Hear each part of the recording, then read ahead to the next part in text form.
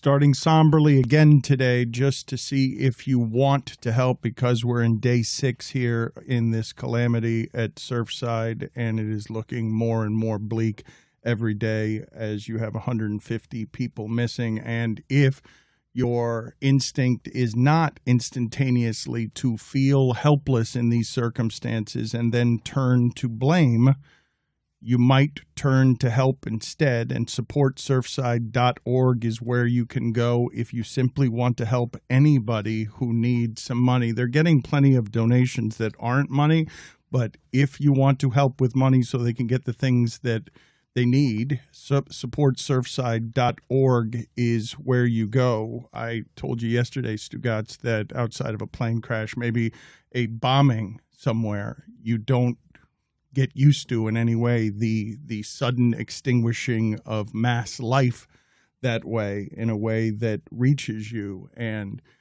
as I've watched everything that's been happening over the last few days here, one of the things, and this is certainly a minor inconvenience compared to the other stuff that we're talking about, but imagine living in the other half of that building and you maybe can't go anywhere. Maybe you don't have the resources to go anywhere else because it's your home. It's not just the general haunting of what is happening outside your door. Right. It's also, how safe do you feel in that building with the daily reminder right outside of your door? So there are a lot of things here that reach a lot of people. And if you want to help, we tell you again, a very easy way to do so. Supportsurfside.org is what you do. It would be nearly impossible to feel safe, right? I mean, I didn't even think about that, but it would be nearly impossible to feel safe if you're in that. What a horror this is to think of that as a minor inconvenience compared to everything else that we're talking about. But imagine not being able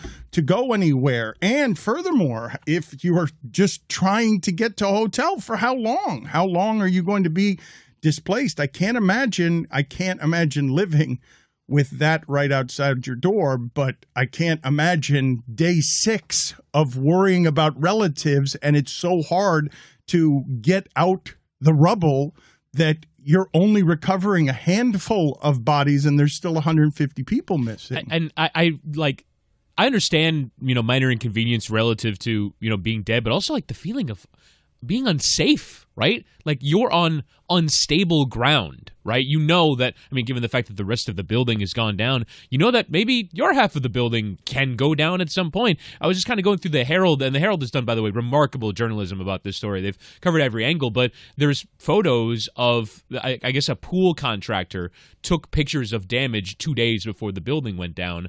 And you just have to wonder if the entire thing now is on unstable ground. And if you're living in a high-rise apartment, wondering if you're on that has to be terrifying. All of it is unspeakably awful, heartbreaking, and randomly cruel in a way that is a bit hard to fathom. So as with many instances like this, when we perpetually talk about taking things for granted or finding perspective, hug the people you love, tell the people you love them, because it can be gone very quickly. Again, just one more time, if you want to help, supportsurfside.org. They've already raised, by the way, over $1.6 million to help families. They've been able to give families gift cards to basically just get on with life, I suppose. But, it's good work that they're doing.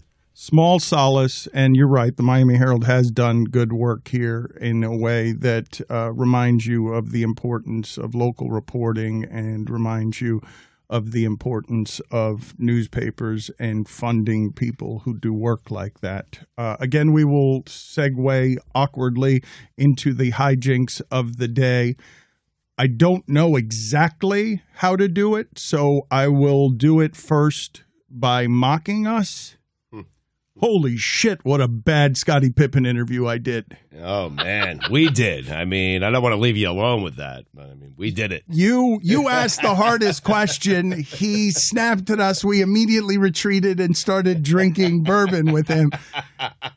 It was not our finest effort.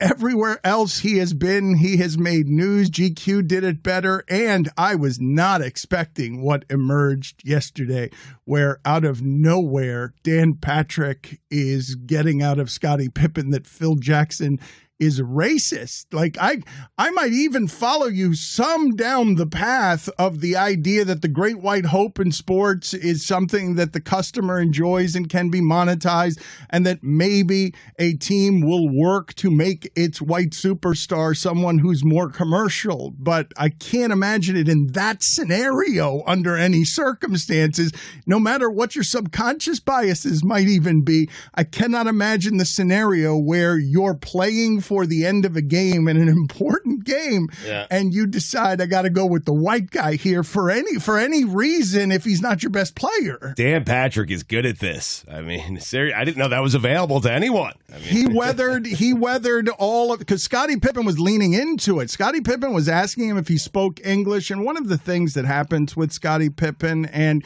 Stugotz, this has been uncomfortable for me for a long time with a handful of athletes. There are not very many, but Scottie Pippen is one of them. And I actually thought about not even doing that interview, even though he's a top 50 player of all time, because Scottie Pippen is someone that you can absolutely coax into headlines that make him look dumb, that you can get him to just say things. And at this point in his life, Stugotz, Scottie Pippen is so embittered. I can't even imagine what it's like to fall out of the limelight after you've been what he was, traveling circus of rock and roll show that was as famous as anything going in sports. It was like the Beatles. I'm serious. I mean, not a modern reference, but they were like the Beatles. It was an enormously popular sports team. And then I don't want to get into the details or the dirty details that the internet rummages through, but whatever it is that's going on in his marriage seems like a publicly painful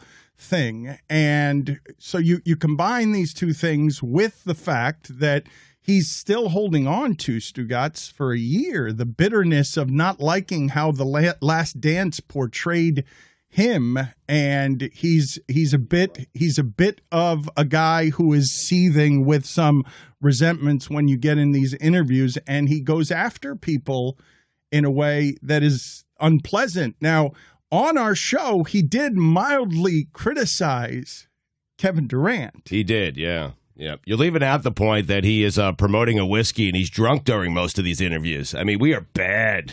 Did I call it a bourbon? I thought I called it a bourbon. It is a bourbon. A bourbon is a type of whiskey. Okay. Yeah, you're good. Okay, I'm good. Okay, so which is it? It's a confusing thing, this whole bourbon whiskey thing. No. And then the savants like Roy want to make you Right. seem like an idiot when you're like, oh, it's not a whiskey, it's a bourbon. It's like it's the same shit. But all right? Jack Daniels is a bourbon whiskey. That's what it says, right? Jack is a Tennessee All right, whiskey. bourbon's a type of It's not a whiskey. bourbon. Just, it all needs to get over itself. All right, we all know bourbon whiskey, basically the same thing. No, bourbon is a whiskey. Christ, it's a Roy. type of whiskey, just like Scotch is a whiskey, just like The Canadian whiskey is a worst. whiskey, just like Tennessee whiskey is a whiskey.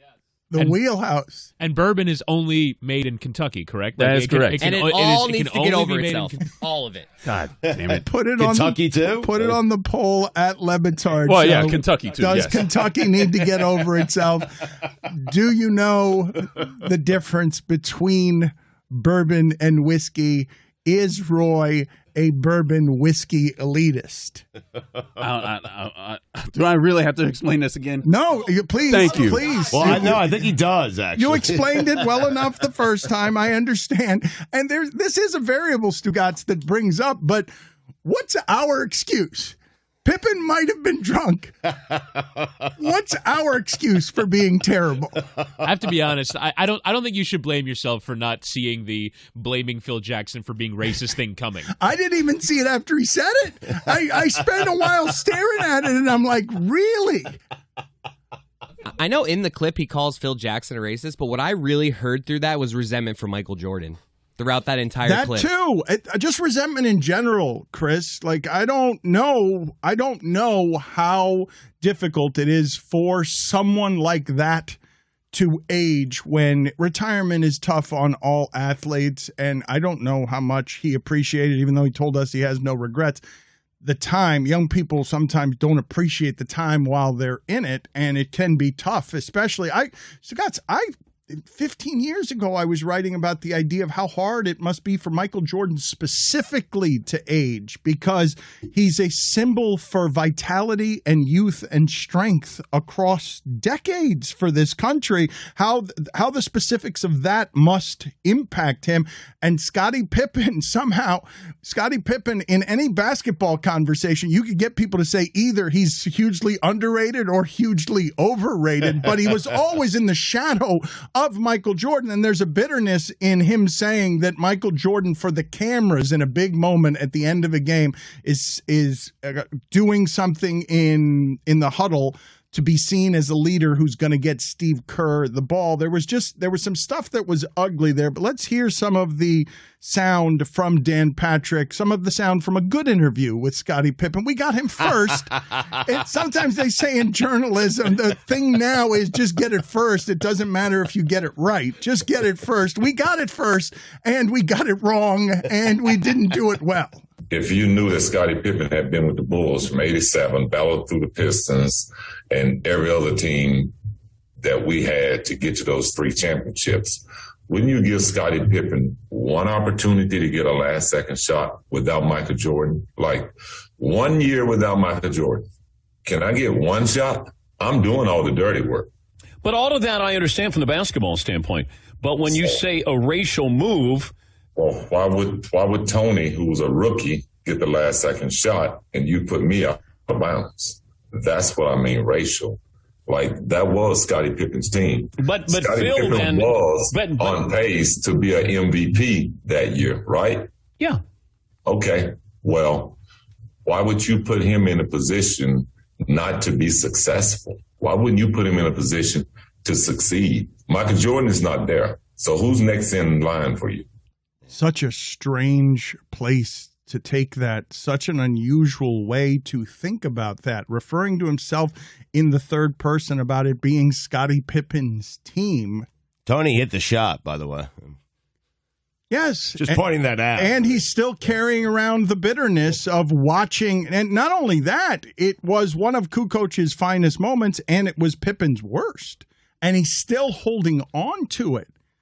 What he's telling you there, one of the many startling things that he is saying there is that after all of these years, he still believes that he doesn't have to apologize specifically for what it is that he did there. He's still explaining that behavior of sitting because another guy got the shot called for him, and he's showing you the specifics of the ego involved in that. But we're burying the lead here because what a tremendous job by DP. I mean, after all these years, he's still better at it than we are. After all of these years, we deserve all forms of mockery from every angle. Let's hear some more sound here from the Dan Patrick Show. By saying a racial move, then you're calling Phil a racist. I don't got a problem with that. Do you think Phil was or is? Oh, yeah. I mean, do you remember Phil Jackson left the Lakers, wrote a book on Kobe Bryant, and then came back and coached him? I mean, who would do that? You name someone in professional sports that would do that, you know?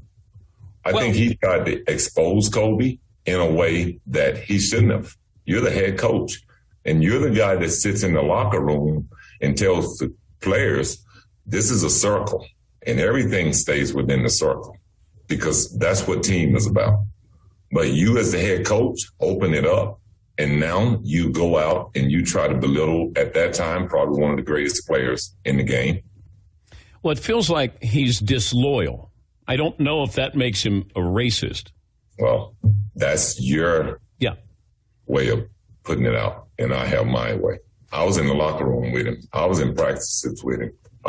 You're looking from afar.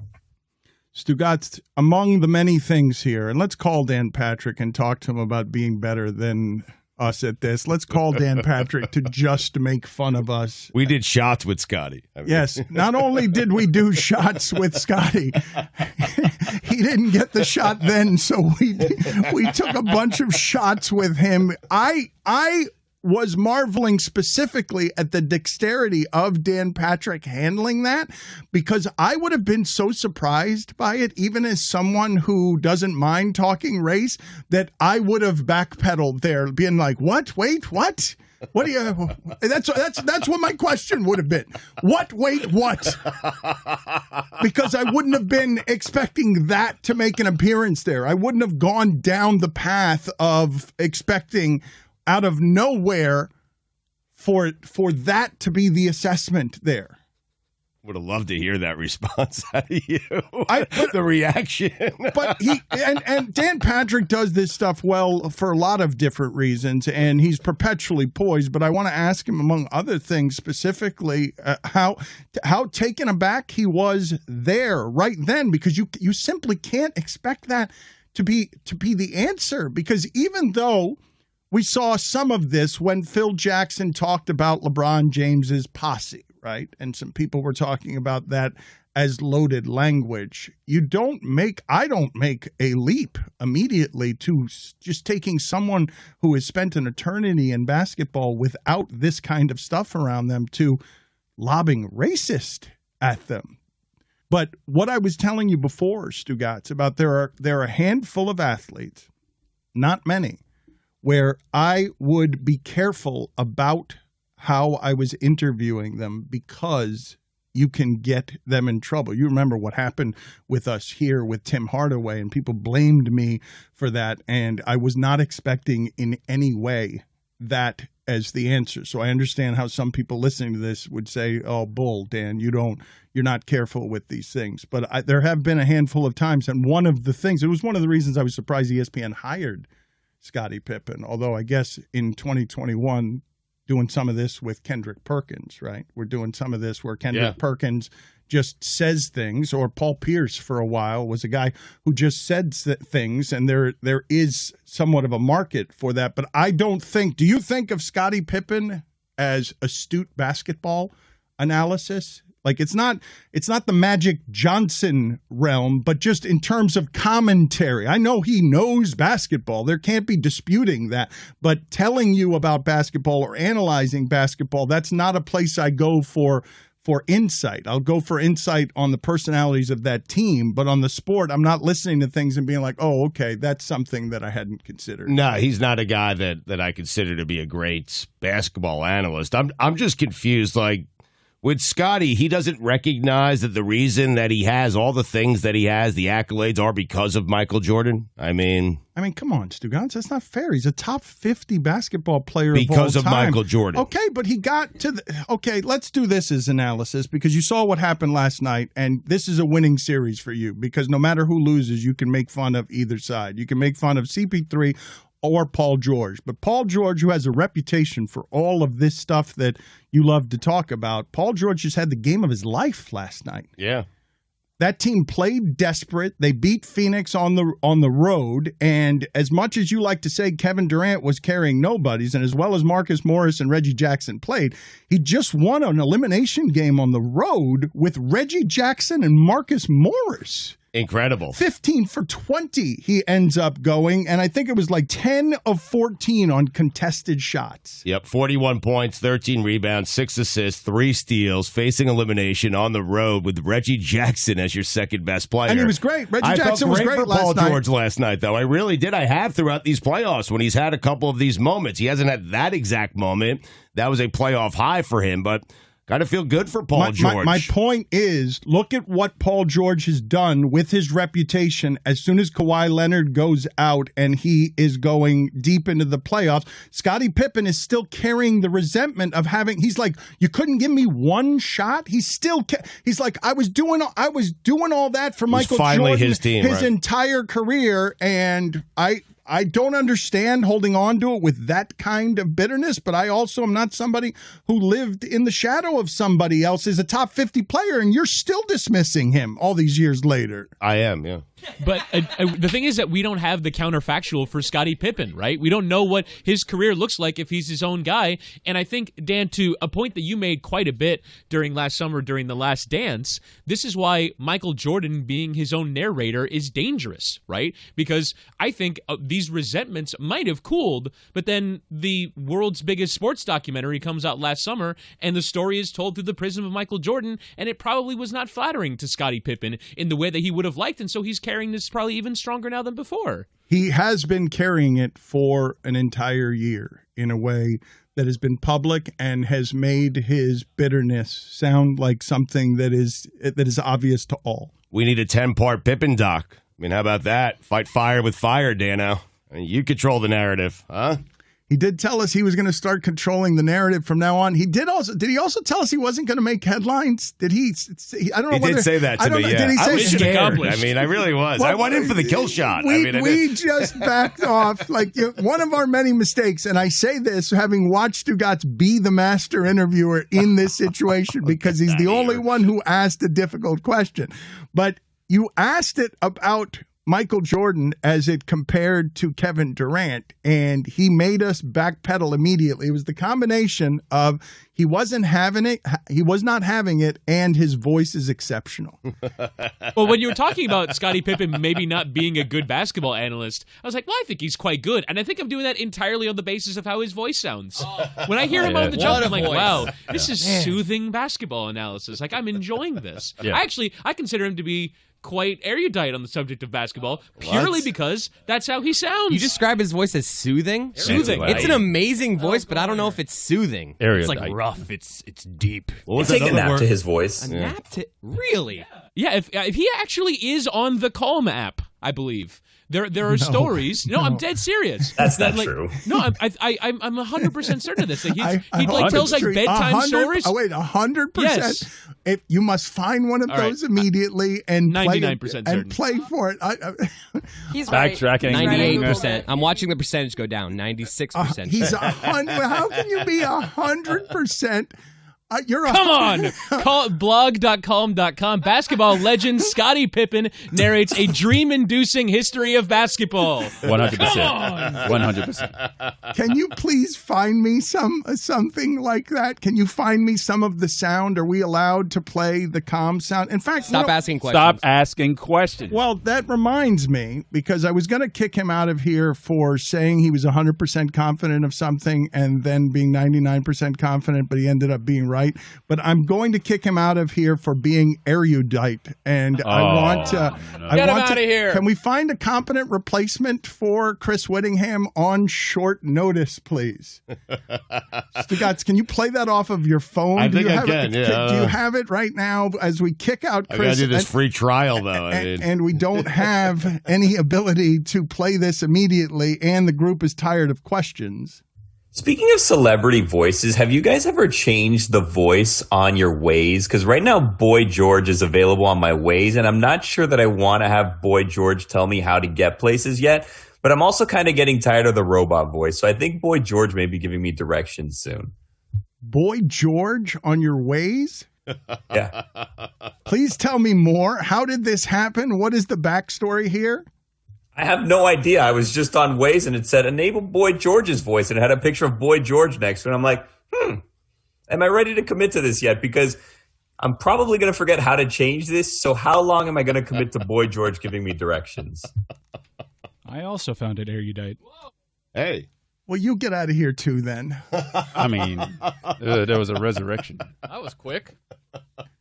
Dan Patrick, how are we? I was going to ask him a question, but now he's been kicked out of here too. I was going to ask him the question of whether we can play this. I don't know whether the Headspace or the Calm apps are things that you have to call Calm or Headspace in order to get the sound cleared. So I have both of them. But Calm, to get the Scottie Pippen, to get the access to that story, Dan, I have to do a free 7-day subscription, and then I start paying for it afterwards. I mean, I don't want to do that. I found it on YouTube, and I think we're allowed to play it fair use as long as we analyze it after, which is what we're doing. So I think we should play. I found one called The History of a Dream, and I listened to a few seconds. It sounds incredible. Hi, I'm Scottie Pippen. Oh, my God. I played 17 years in the NBA. and helped the Chicago Bulls win 6 championships. But all of that came later. None of that would have happened if not for all of the people who came before me. I'm talking about the history of basketball. Whew, I was wrong. Yeah, I feel great. That was great. I change everything that Amazing. I just have ever believed. Yeah. Pretty erudite. Hello, Dan. Hey, bud. Where's your beautiful face? There's his beautiful face. There it There's the is. beautiful face. There's the Yeah. beautiful face. Look at all the people you have. What is it? Is this the corporate Zoom call? It's not only a lot of people. You would think with this many people, we would be able to do a better interview of Scottie Pippen than you sitting there by yourself. We were talking before you came on, making fun of ourselves and saluting you for being better at this than we are. But By a lot, by the way. because we retreated. He snipped at us once, and we just immediately retreated and started doing bourbon shots with him.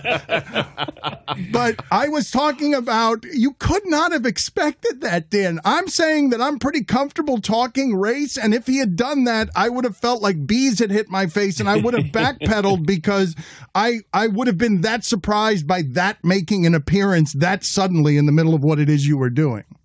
I just wanted to give him the opportunity to talk, and that was it. I tried to just have him clarify it. You know, after what he said in the GQ article, I thought, okay, it sort of hung there, and then nobody in the media followed up on what I thought was the most important part of that, and that's you're calling Phil Jackson a racist. I don't care what he says about Kevin Durant. That's his opinion, and he's earned that right to, have, a critique of Kevin Durant. His coach, that was different. And I thought, okay, he'll put it into context and maybe say, you know what, that's not what I meant, or, Phil was whatever. And then all of a sudden he doubled down and went, okay, now we have a conversation going on here. Again, we backpedaled immediately and just went straight to shilling the bourbon. I was hammered, We Dan. just started shilling the bourbon. But as you went down this path with him, are you surprised? Because we were just talking before about his level of bitterness, and Stugotz is still out here saying that he's not that good and that he what? That's not what I said. He's great, Scottie Pippen, but he has all of this because of Michael Jordan. So I don't understand the bitterness. If not, listen, he's Sean Kemp if he doesn't play with Michael Jordan. So someone was going to play with Michael. He was the second guy, and because of it, he's a top 50 player of all time. He should be thankful to Michael. Did you hear all of the bitterness, Dan, or were you surprised by the amount of bitterness? I'm just wondering if this was built up for the last 25 years. And nobody ever asked him. We always wanted to talk to Phil. We always wanted to talk to Michael. And I think Scottie was just sort of there, not simmering, because I don't want to put words in his mouth, but I think there was something that he was just kind of, maybe filing away. And then the documentary comes out. He's not portrayed like one of the 50 greatest players of all time. And I think there's other things that have happened in his life with his wife and a divorce. He loses a child. This culmination of, who am I? What was I? What am I? As I move forward, everybody's talking about Michael and the documentary. And I thought that it felt like Scottie was collateral damage there a little bit. It's fascinating to me on a number of fronts, Dan. One of them being we remember the hissing and angry and defiant Hall of Fame speech of Michael Jordan. If these two guys at the height of winning in sports carry this around inside of them, it must be really hard to stay happy there. Look at what it did to Kevin Durant. Like, in terms of how hard is it to stay atop all of the critics when you're talking about Michael Jordan and Scottie Pippen late in life seeming really kind of pissed off at us? Well, when you're winning, you don't say anything because nobody wants to listen to somebody who's winning and whining. And, I don't know what this book is going to be like that Scottie's going to have coming out in the fall. I got to believe there's going to be more of this, bombshells. But I'd been around Scottie. I was always on the periphery with Scottie, and maybe vice versa.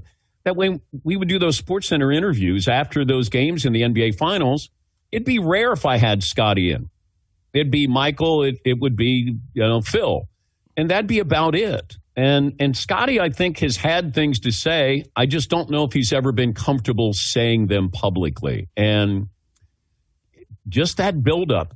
And you're labeled this way of, hey, you're this. Oh, yeah, you were with Michael. It's never Scottie, and Scottie had his moment. He was going to take the Bulls to the NBA Finals.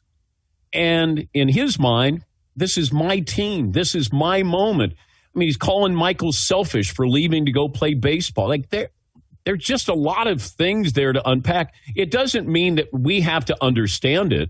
In Scottie's mind, he's saying, this is obvious to me. Why isn't this obvious to you? And why is it that nobody believes what Scottie Pippen said yesterday? I don't think anybody came to his defense yesterday, and it's a harsh thing to say what he said about Phil Jackson. But is there any truth, validity in this? That's what I'm really, really curious about. Were you uncomfortable? You never seem uncomfortable, but were you uncomfortable? Because he was, I wouldn't say that he was aggressive, but again, he questioned whether you understood English. Yeah. That was the part where you just have to push that off. I just had to swat it like Dikembe Mutombo. I didn't want to raise the volume. I wanted to keep him here, and I didn't want to yelling back and forth. And that was the only moment where I'm like, yes, I understand English. I don't have to say it. But that was the one where I thought, okay, he's going to come a little more unhinged here. And I want to be fair to him. And I decided to not say anything and then just keep moving forward. Dan, what are the keys to being good at this? Little late for us to be asking that. What did I tell you? Call me 20 years ago. I would have, as Le Batard has told me many times, there's nothing better than listening to your own voice. And I always say, you got to listen to the guy you're interviewing, Dan. And he said, no, I have the headphones on. I love listening to my voice. And, I can't help you. I mean, I can't help you. That is so unfair what you just did to me. As someone who's credible, people are going to believe that I call you and say, you know what, Dan, listen to me for a second, or this entire time, I'm just going to talk at you. It doesn't even matter if you're there. I love the sound of my own voice. Well, the person who then said this to me, not just you, was your wife, who said, Dan loves hearing Dan. And I went, he's got a lot to say. I mean, he really does. When you were done with that interview, your reaction was what? Because you can be very hard on yourself about, I could always do better. Well, I knew that the interview was going to take over the last hour of the show. I wanted to make sure that I was fair to him. That was it. And, I went through the interview. I went through a lot, probably for the 5 hours after that. And, I still question, was I fair to him? I just wanted context. I actually wanted to help him because I thought, man, that's just hanging there. Do you want that there?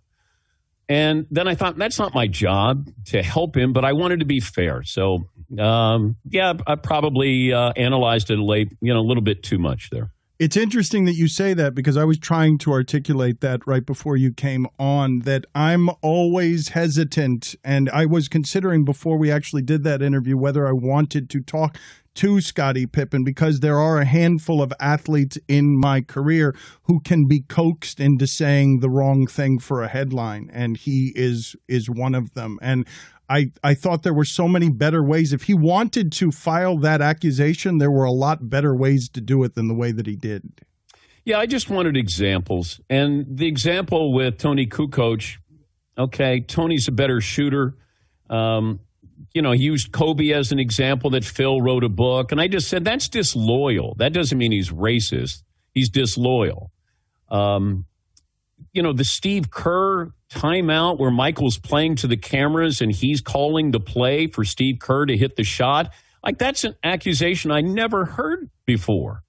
Because I said, I was basically saying, hey, Phil designed a play and Mike was the decoy and Steve Kerr was going to hit the game-winning shot. And Scottie said, no, That's all about Mike playing to the cameras. And I'm going, wow, okay. But I can't dismiss Scottie's view of this, Dan. That's where we can look at this and say, logically, but I think he truly believes this. And that's where I wanted to at least be fair to him. What's the most uncomfortable you've been doing an interview? Probably Tanya Harding. This was, I don't know, 5 years after the Nancy Kerrigan incident. And I had her on, and she was doing a boxing match, a celebrity boxing match in between periods for a minor league hockey team. And I'd never interviewed her, and we started talking, and then she started talking about religion, and I said, well, what did you have religion after what happened with Nancy Kerrigan or before? And then it went sideways after that, because next thing I know, she goes, hold on, Paul wants to talk to you. I don't know who the hell Paul is, but she hands the phone to a guy named Paul, and he goes, hey, what's going on here? I said, I'm doing an interview. Who are you? Do we have that clip? Can we play that for Dan? Hold on a second. Paul wants to talk to you. Paul Brown, man. Yeah, Paul. What's happening? We're doing a radio interview. Yeah. Is your life always like that, where you're just wandering around and you say, this clip that happened in my past, can you play that? Paulie is always lingering around, ready to play a clip. Yeah. My guys are ready, Dan. Unlike your guys yesterday with Pippen, my guys were ready. Dan, do you sweat? You got 19 people there. What the hell was happening yesterday? You can't blame everything on Cody, by the way. We got him a week early, and he made us uncomfortable by pushing back on one thing, and I'm not making it up when I say we immediately started doing shots with him. Like, I totally retreated. I am not confrontational interviewer, guys. I was terrified, Dan. Stugotz asked the hardest question. I was just lobbing softball. I've never had so much interest in Digits bourbon.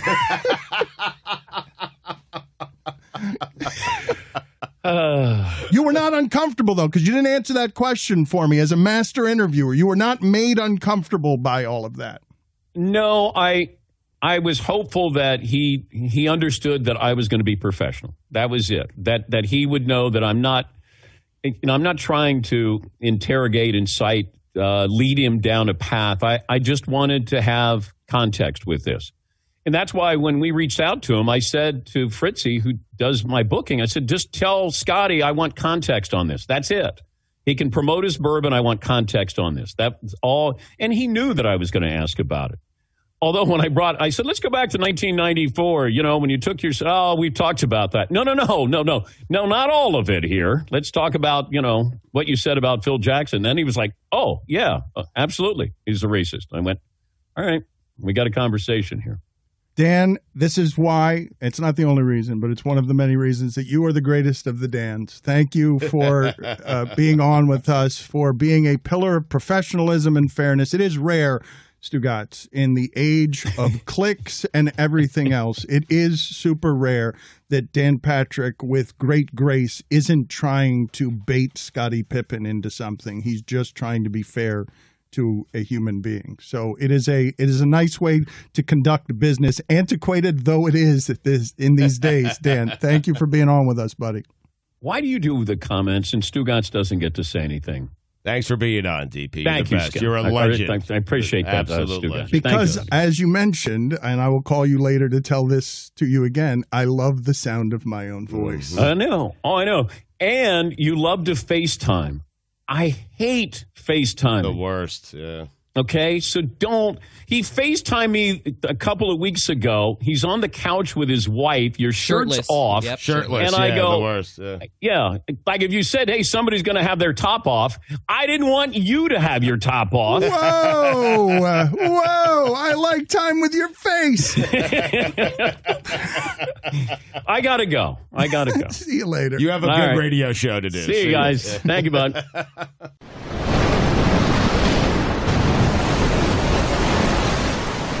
Welcome to the Big Suey, A podcast exclusive. Risky move. Just when you thought the show could not be more diluted. Walk the plank. Bam! No more free Disney trips. Now here's the marching band of nowhere. Matey. Fatface. Dan's been stress eating. And the habitual liar. Stugotz can't be trusted. The Big Suey. Yo ho, a pirate radio life for me. I don't think that people who are listening to this or now watching this on YouTube have an understanding of how fast things can move in the shipping container. Chris Cody, after a year off from the pandemic, sat down in a chair and just went, whoa, as soon as we started. Mike Ryan, the zombie of Mike Ryan, the return of Mike Ryan, he's a little broken and a little puffy. He has returned, and he just sat in the chair, and Stugotz, after he was gone for 3 weeks, greeted him instead of, hey, welcome back or good morning with, do we have tennis action this morning? Mike Ryan sat in the chair, and the first thing he says, and this does not bode well for today and the tightrope and the general, all of it can be gone in a sentence. Whitty, can you explain to me how this live thing works?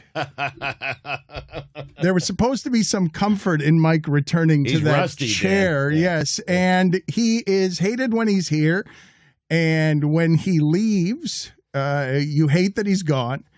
And now he is back, and we are happy that he is back. And I will make you hate him again by asking whether Dame is coming to the Heat and for 5 minutes of soccer talk, because evidently yesterday was a great soccer day. Putting me in winning positions, Dan.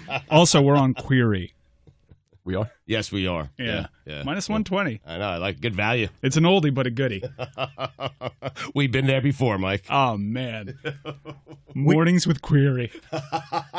We did not talk enough yesterday about the availability of Damian Lillard because we love the transaction in basketball. It's often more interesting than the action. And unless you want to talk Pascal Siakam and the idea of Wiseman and the number 7 from Golden State. Golden State seems to be in as many of these conversations as the Heat are. Golden State, light years ahead of everybody, according to Joe Lacob a few years ago. They're in on all of these conversations, and Siakam evidently is unhappy in Toronto. And in that sport, you can turn your fortunes around with the disgruntled superstar. So it would appear that the three guys we're talking about, correct? The three guys who are available, unless you want Reggie Jackson, who's all of a sudden having the best contract year I've seen in the playoffs since Jerome James. I mean, Stan was right on him, huh? I mean, Reggie Jackson, he's on a league minimum contract, though, right? This is not him at the end of that max contract that ended up getting Stan fired in Detroit. I think he's on a league minimum contract, and he's making himself some money here. And Paul George, we'll get into this over the course of the show. He was great last night in a lot of different ways, but even Stugotz, when it was obvious that he was having one of those dominant games, there was one time he just went at 3 dudes. He just dribbled the ball at 3 dudes. He embarrassed Chris Paul, so there's plenty of basketball to talk about. But Damian Lillard, it's being reported by his guy, Chris Haynes, that he is unhappy with the idea of the whole way the coaching search went in Portland. Just quickly on Reggie Jackson, after making $17+ million last year, he is now making just over $500,000. Oh, he's going to get paid. I mean, there is a sucker out there just waiting. I don't know what the audience does or what we're supposed to do with Paul George's legacy changing from game to game. I mean, first of all, he's played more minutes. These numbers are a bit startling, Stugotz. You've seen that he's played more minutes than anyone in the playoffs by a ton, like 125 or 130 more minutes than the next closest guy. Let's see here. No, it's Paul George is 735 minutes. Trae Young is second at 568 minutes. They're playing every second day. He continues to score in rarefied air, right? The graphics last night are Kobe and LeBron, and you get to the finals when you score this way in the playoffs. It was like a KD game. It was from last round. That's what it was. He was great last night. I think it's the best game we've seen in the playoffs, which is saying something just because of how efficient he was. It was 41 points on 20 shots. It was. I think it was the best scoring game we've seen in the playoffs. Even understanding, I originally thought that it was 30 shots. I thought it was going to be 15 for 30 because I was in and out of the game. 15 for 20, 41 points on 20 shots. You can put it in the. It's the best game of his career, but it comes after he just missed a couple of free throws at the end of the game. The difference in that series right now, Stugotz, is him missing those free throws. Right, but he's the reason they're in the series, too. So it's quite the roller coaster right now for Paul George and how we're kind of all absorbing this, right? But isn't it dumb the way that we do it? Because one of those guys needs to lose. Either CP3 or Paul George is going to lose, and so that becomes a critic's buffet because you can't lose if you've been questioning these guys. I don't think Chris Paul and Devin Booker, I don't think either of them are 100% healthy. I think Paul George has already won, even if they lose. I think he's erased a lot of opinions that people had about him coming into the playoffs. I think he's erased some doubt with a lot of people. I think Chris Paul has the most to lose here. You can't be up 3-1 on a team that doesn't have Kawhi Leonard and not get that done. You can't. Yeah, I'm setting it up, Dan. You are setting it up. You can win from every angle. Stephen A. Smith is saying Kawhi to Miami is his guess. He was saying that on television yesterday. I can't put bait on this hook for you, Mike. No, you can. I've got like 2 weeks worth of basketball takes I want to fire off, and I think we're to blame for the Paul George stuff. It's concrete. It's stat-driven that he's one of the worst playoff performers of all time. Now, it was an incredible game on the road, elimination.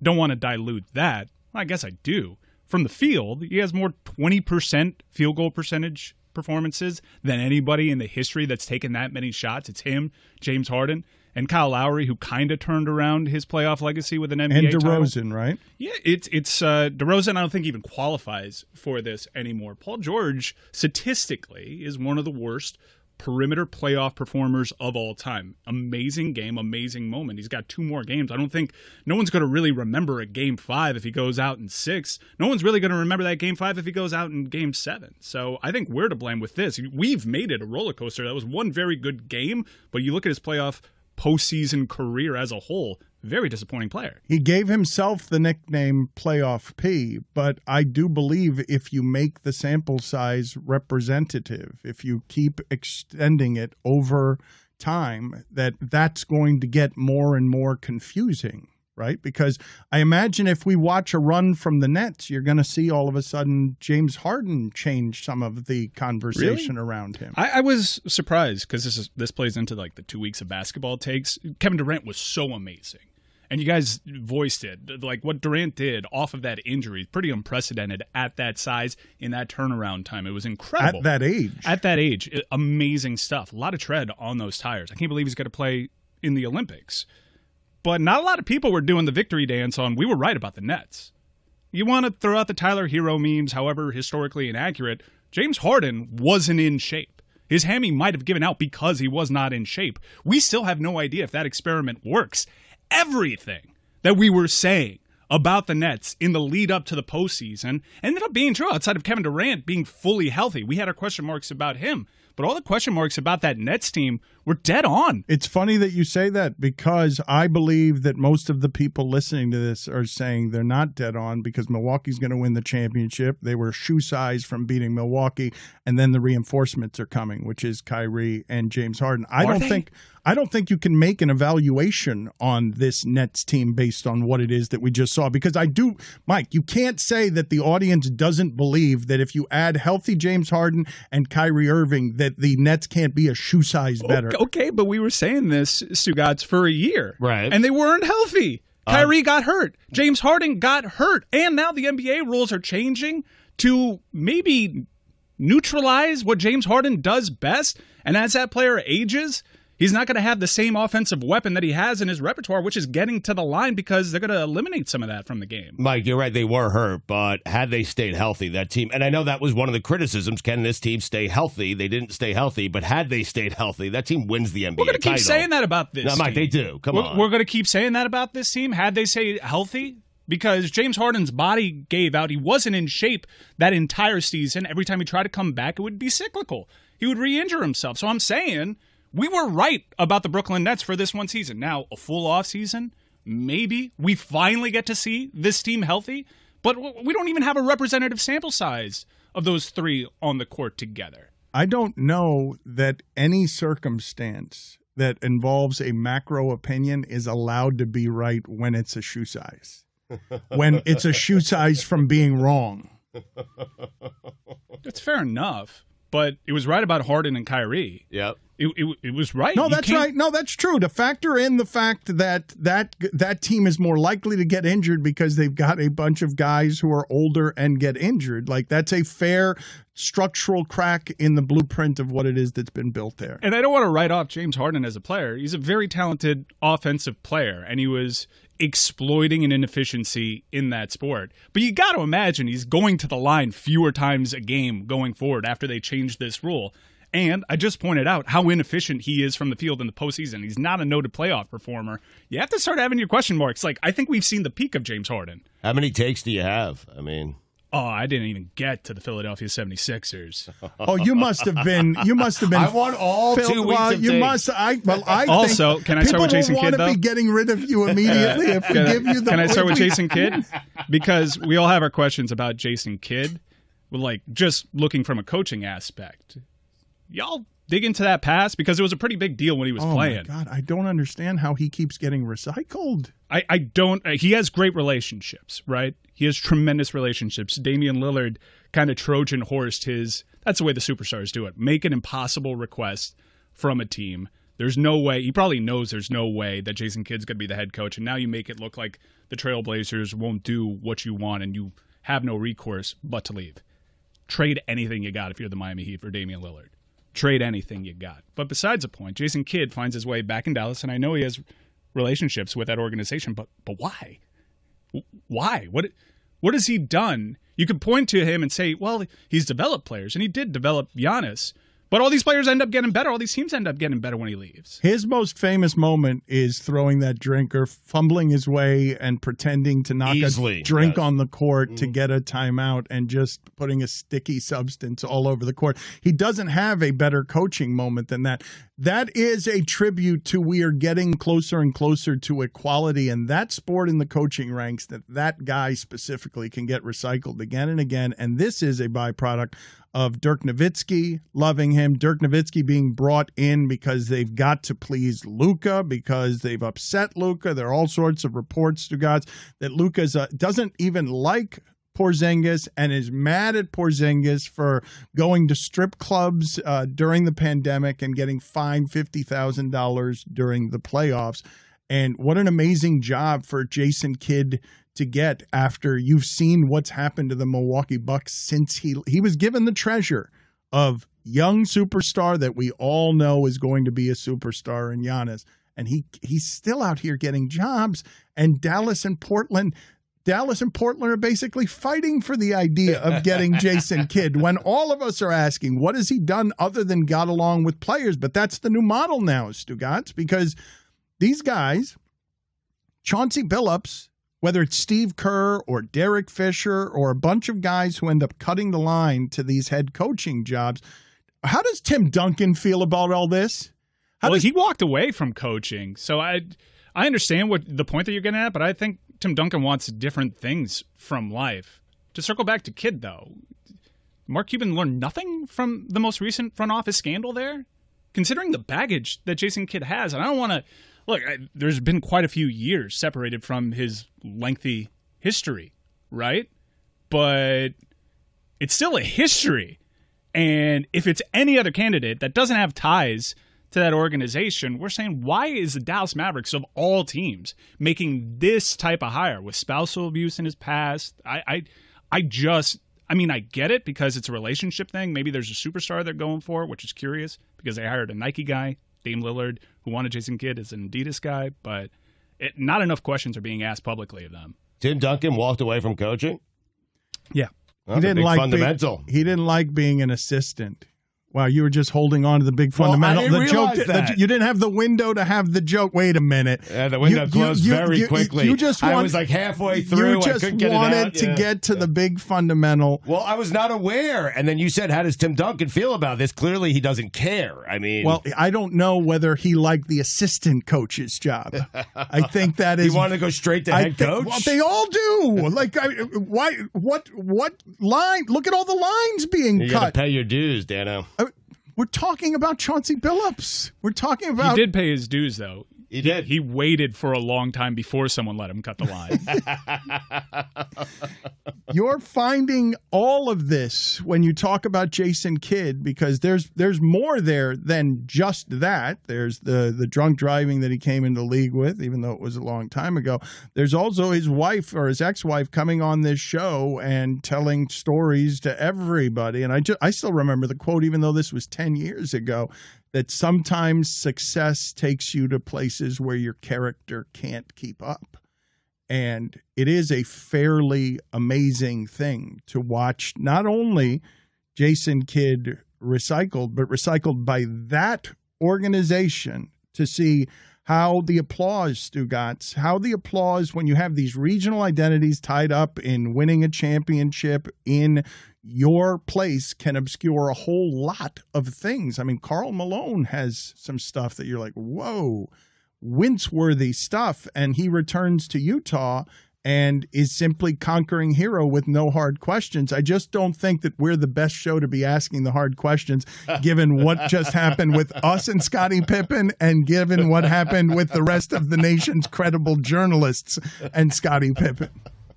I just want to read Mark Cuban's quote from 2018 after that investigation came out in Sports Illustrated about the front office culture. He said, "First, just an apology to the women involved. This is not something that is just an incident and then it's over. It stays with people. It stays with families. And I'm just sorry I didn't see it. I'm sorry I didn't recognize it."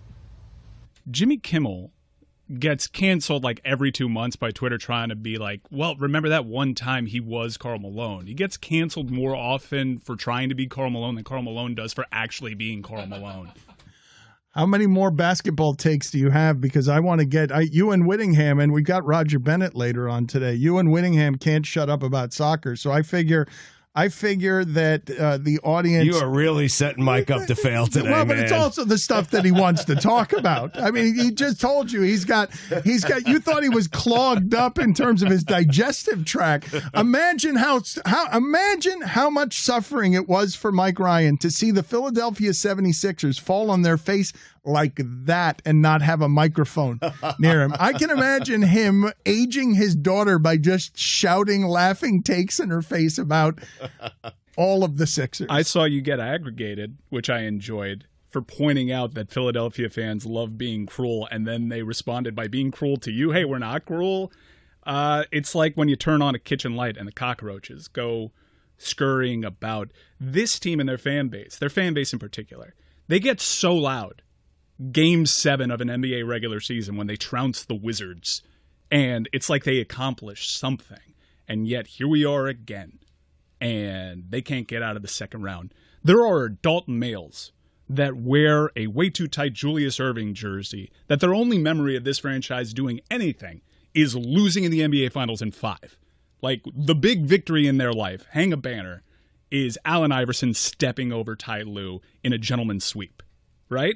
But every year, when they get off to a hot start or win 4 in a row or Ben Simmons decides to make a free throw, you call into question the idea that they tanked to get where they are, which is nowhere, by the way. Nowhere. Daryl Morey said 26 other teams would love to be in our situation. I'll pass. They got further than the Heat, though. They got one round further for all that talk. They got one round further. So if you want to be recent history guy, Billy, 9 months ago, Jimmy Butler's decision was validated by making it to an NBA Finals. They go nowhere. They go nowhere. And they go nowhere for the same reasons that we've been calling out, much like the Nets. This is basically me saying I was right about them all along. Is that what all your takes are going to be? It's amazing. Yeah, it's they want to prop up Ben Simmons, make him a player that he hasn't been his entire career, a confusing half-ass player his entire career, just to cut him down. Like, you want to get mad at Ben Simmons for not taking a shot? The hell you been watching his entire career? The Sixers one requires a little bit less gymnastics about being right than the Nets one. The Nets one was like everyone knows that if they were healthy, they would have clearly won the championship 4-4-4. Like they would have absolutely rampaged through the playoffs. They're obviously the best team. Mike is saying he saw the injuries. He saw them. The Kyrie one. The Kyrie one. Yeah, makes like sense. LeBron. Yeah. I mean, I don't The Kyrie understand. one makes sense. Like the James Harden's never been hurt. Ever. Yeah, except for at the beginning of the season, and he was out of shape. And as soon as he gets to the Nets, and you realize that this player is not really playing himself into shape. They do this weird minutes thing. So I understand your point. It's offensively, when you look at the scope of what they've done individually as historical talents. Yeah, 4-4-4. It's fun to do that shit, but we haven't seen them all play together. But they defended well in these playoffs. Like even without, like before James Harden got hurt in that series, James Harden and the Nets were defending very well against Milwaukee. Like they were clearly better than them. And I don't think that like Atlanta was going to do a number on them. Okay. Like maybe in the finals against Phoenix it would have been hard, but man, it's hard not to see Brooklyn as obviously the best team. I think we do this with Milwaukee all the time. When they miss their shots, teams defend well. They have players that go streaky like that. They depend on the mid-range game. Chris Middleton will get you 38 one game, and then he'll throw up a 5 for 24, and you're like, what the hell happened? That's just when you throw the dice against the Milwaukee Bucks. I'm not going to give them so much credit. I'd like to look at the historical sample of individual defenders, Kevin Durant notwithstanding, because when he was at Golden State, he was a tremendous defensive player. Didn't get enough credit for that aspect of his game. But I think the chickens would come home to roost on Kyrie Irving's individual defense. And James Harden absolutely got cooked there. And I don't know how much of it is hammy or how much of it is effort, but forget hammy. You're out there on the court. They're easy rebounds, and I don't know how much he got crucified for it nationally.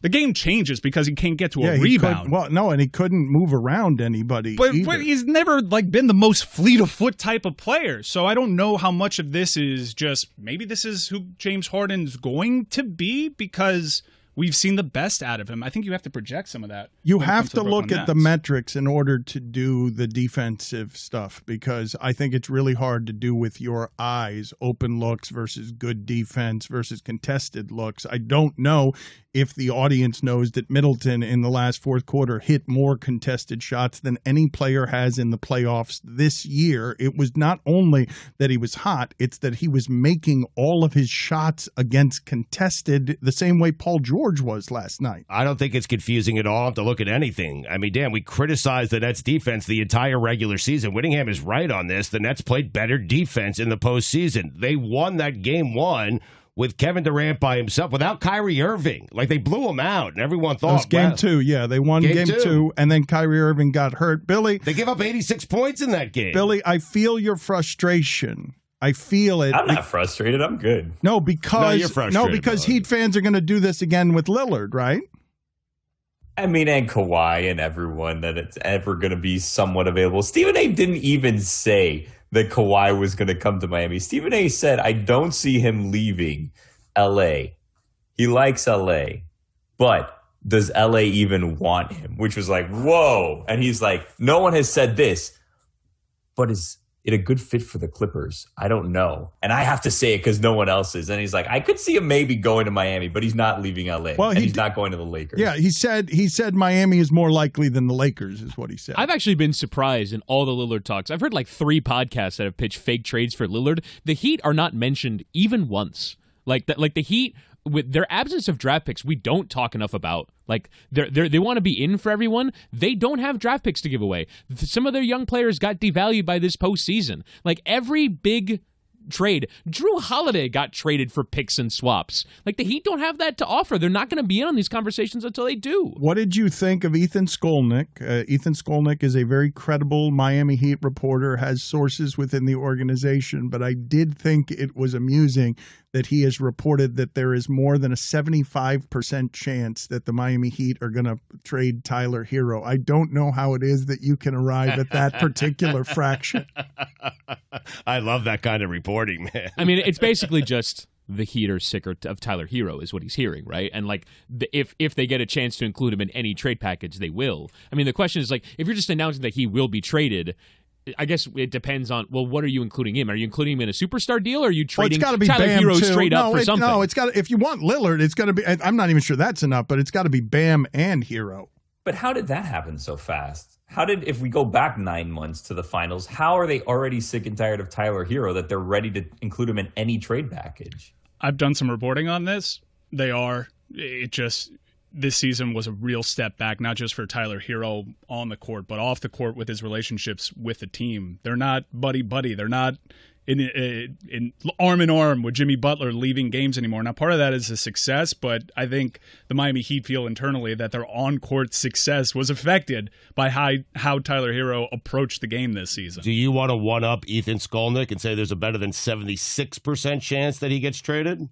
I don't want to one-up him there. I would say that people can do some... Do it, Mike. Do some poking around. Reporting. Do it. Report it right now. He's out of here. I would 82. say the relationship with Tyler Hero and Jimmy Butler is in no way as good a shape as it was last season. Now, you can point to the winning. Jimmy Butler is that kind of player that if things are frustrating on the court, maybe he'll be a little icy, but they seem like best friends. They were inseparable. They were going to watch PSG games together. They are not the same kind of friends.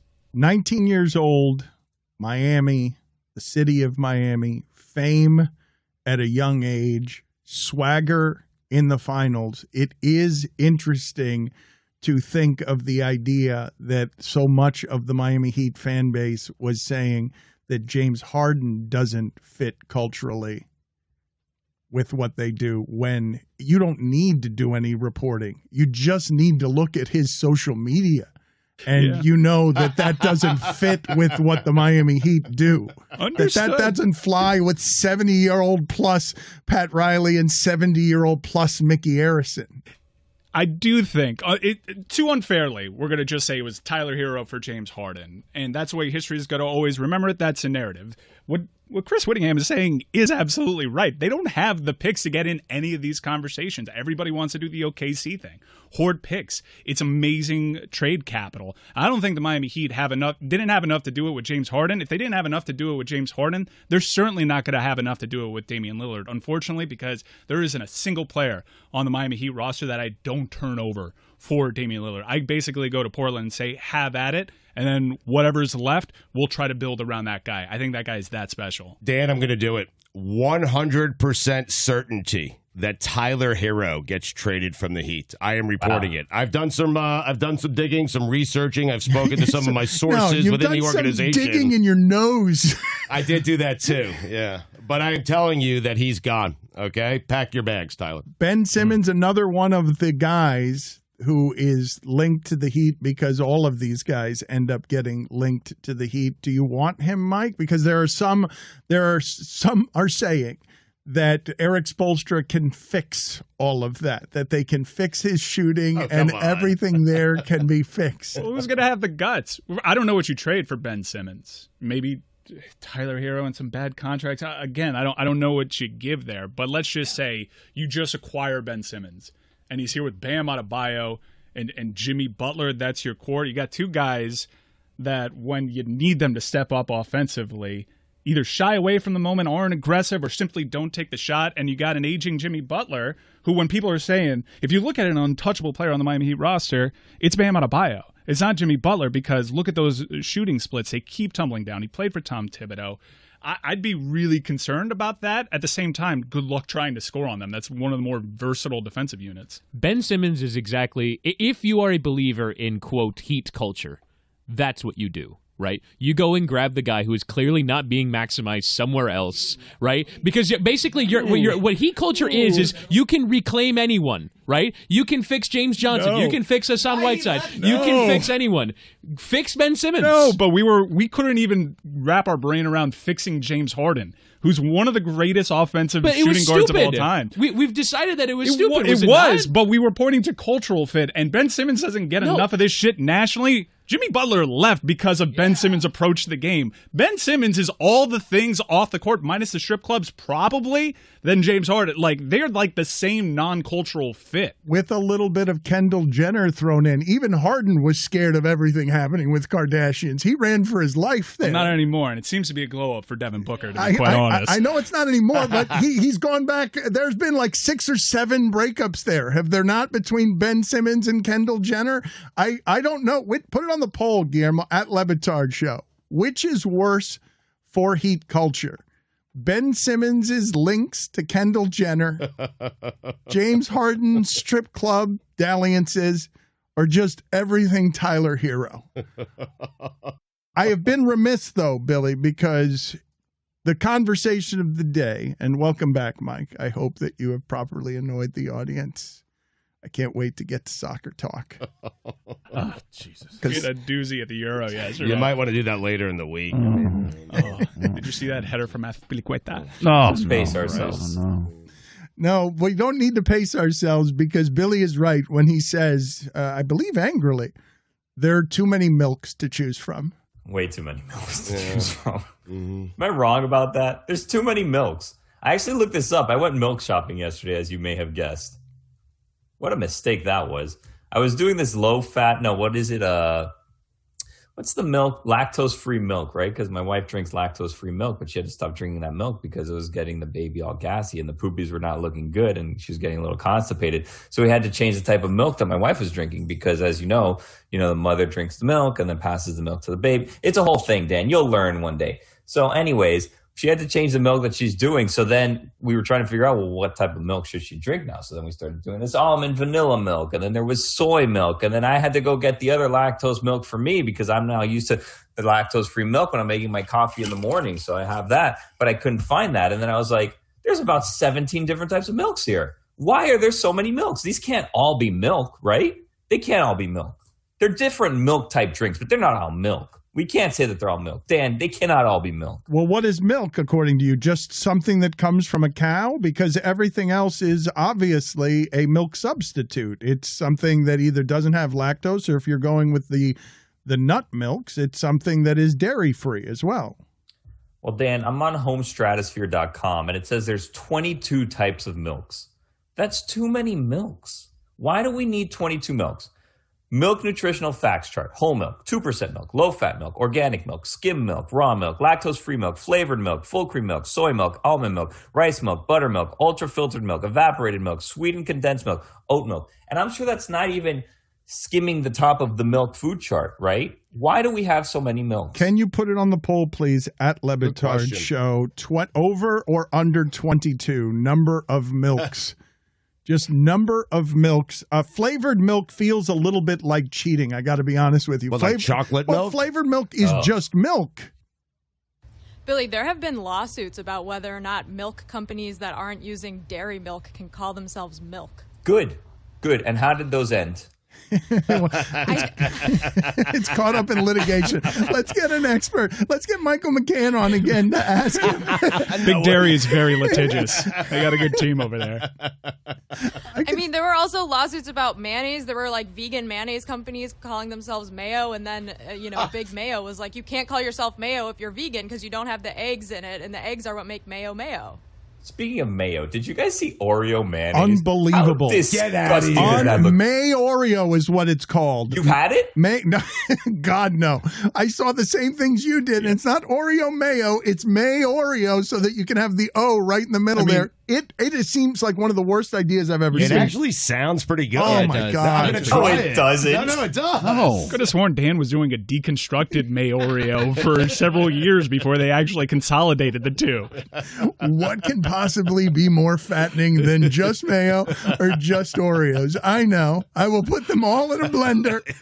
That can't work, though. That can't sell. It can't. Can it? I mean, you're just marketing to the Honey Boo Boo family, correct? Like, what are you marketing to there on May Oreo?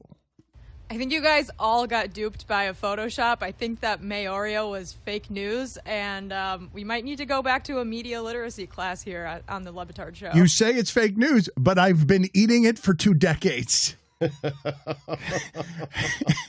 We were fooled by that. We were fooled by the internet. Back to milk. How do you guys deal with expiration dates? If it's 1 day past, but you open it up and it still smells fine, will you eat it or drink it? Absolutely, yes. Dangerous game. It's all about the smell. That's it. For me, it's all about the smell. If it smells foul, I will not drink it. If it smells good. And by the way, Fairlife milk. I don't know if you guys have tried it, but Fairlife chocolate milk, a cold glass, is one of the greatest things. In fact, probably the most underrated thing in the drink category. How about that? Yeah. Why does milk from a carton last a lot longer than the milk in the plastic? I don't understand that. The plastic container has a shelf life of like maybe a week and a half.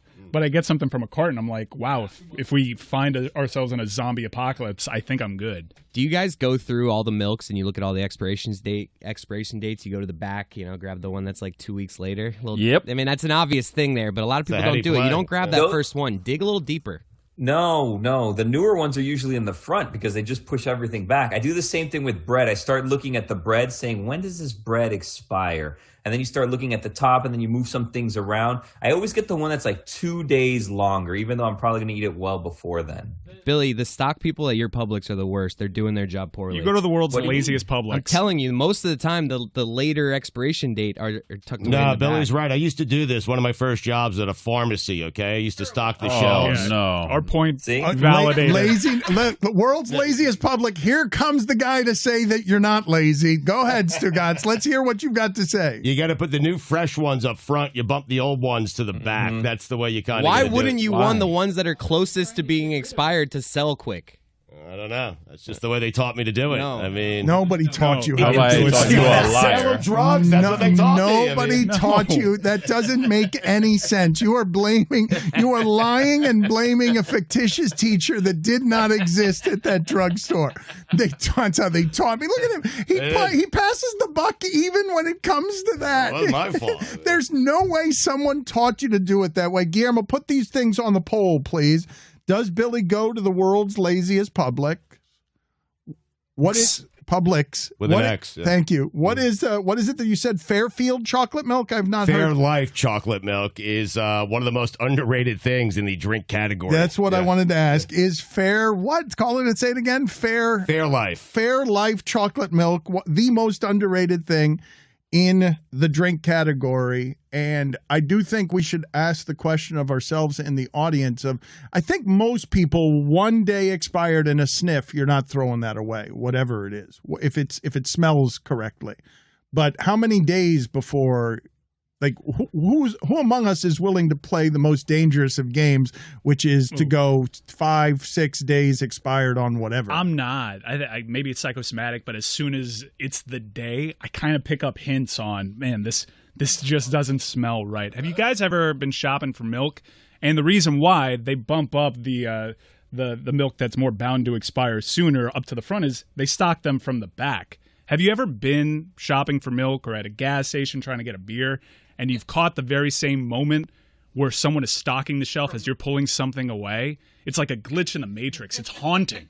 You feel like there's just a disembodied arm just there stocking things, and you caught something that you're not supposed to.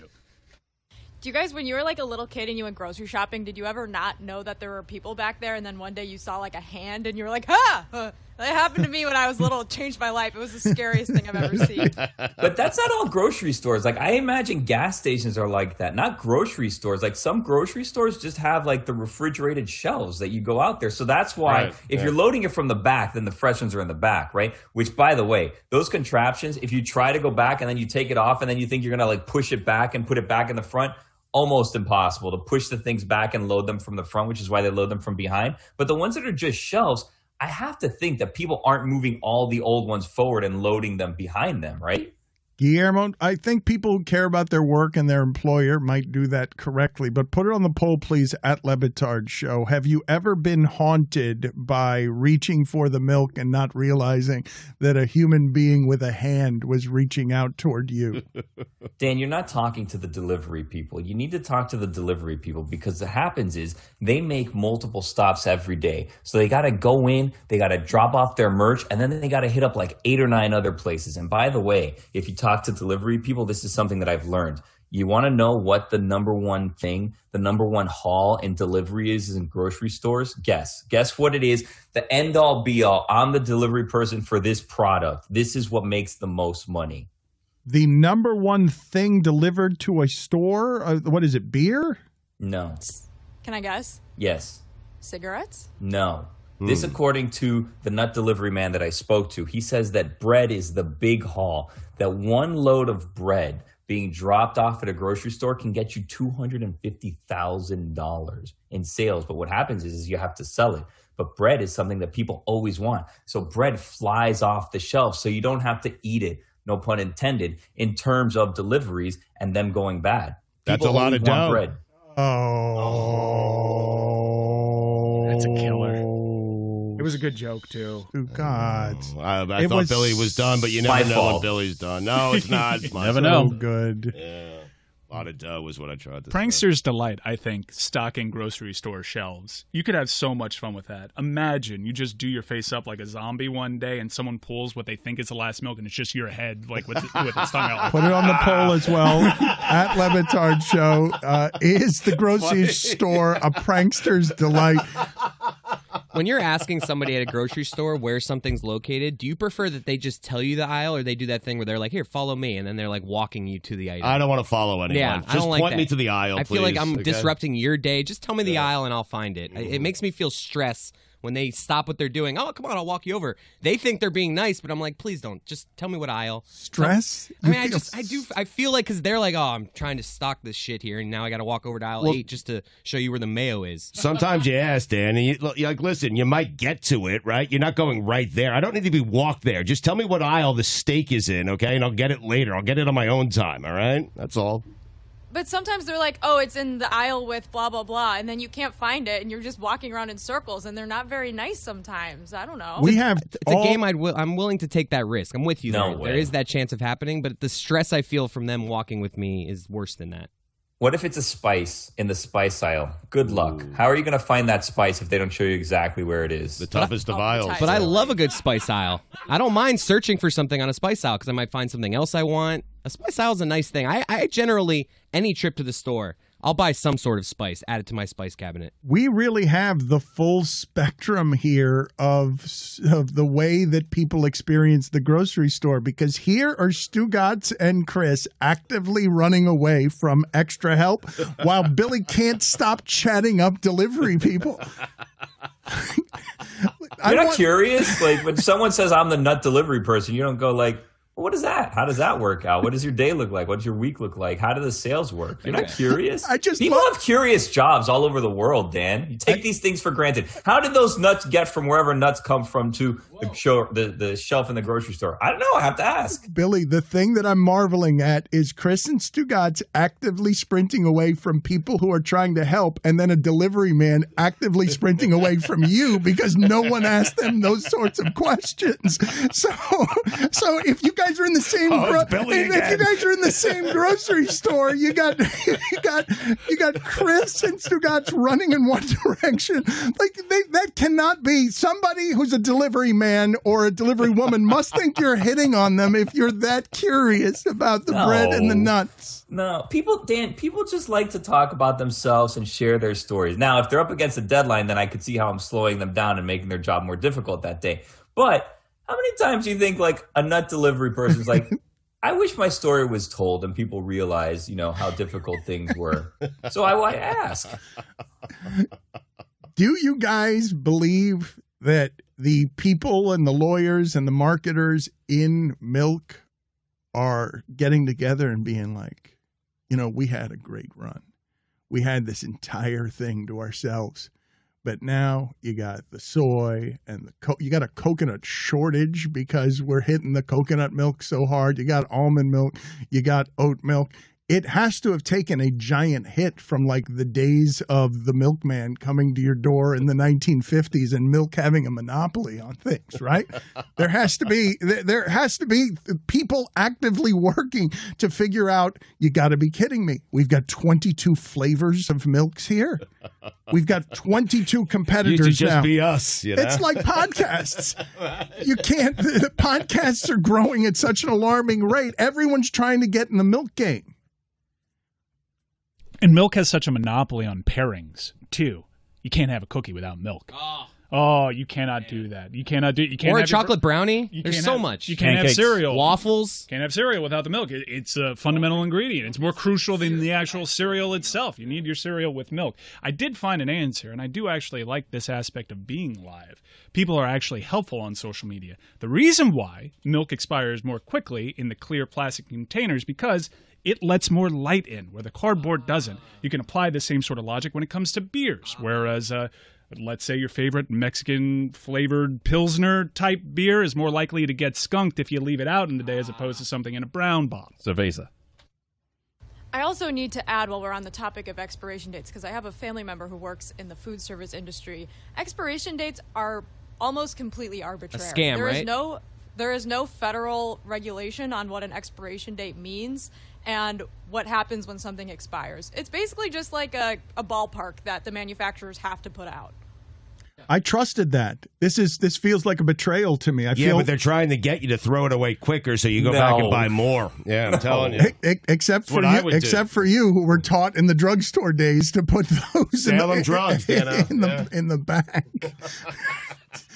Why did you feel the need to make up a teaching? I have experience. I mean, why did you feel the need to create an imaginary teacher to teach you the wrong thing in a drugstore 35 years ago?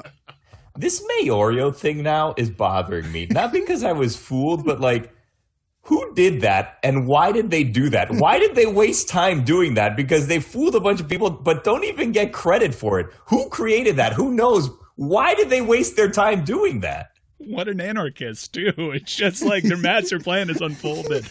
And it's just to trick people into thinking this is an actual product. I feel so betrayed by this news, Jessica. I trusted expiration dates. Please put it on the poll, Guillermo. Do you trust expiration dates? I feel like we're being reckless by throwing that out there because out of all the unctuous and uncomfortable things that came along with watching the Tiger King documentary, the one that actually stayed with me is not Carol Baskin possibly murdering her husband. It's the fact that these carnies in an Oklahoma zoo are eating old Walmart meat. Yeah. This is the Dan Le Batard Show with the Stugotz podcast.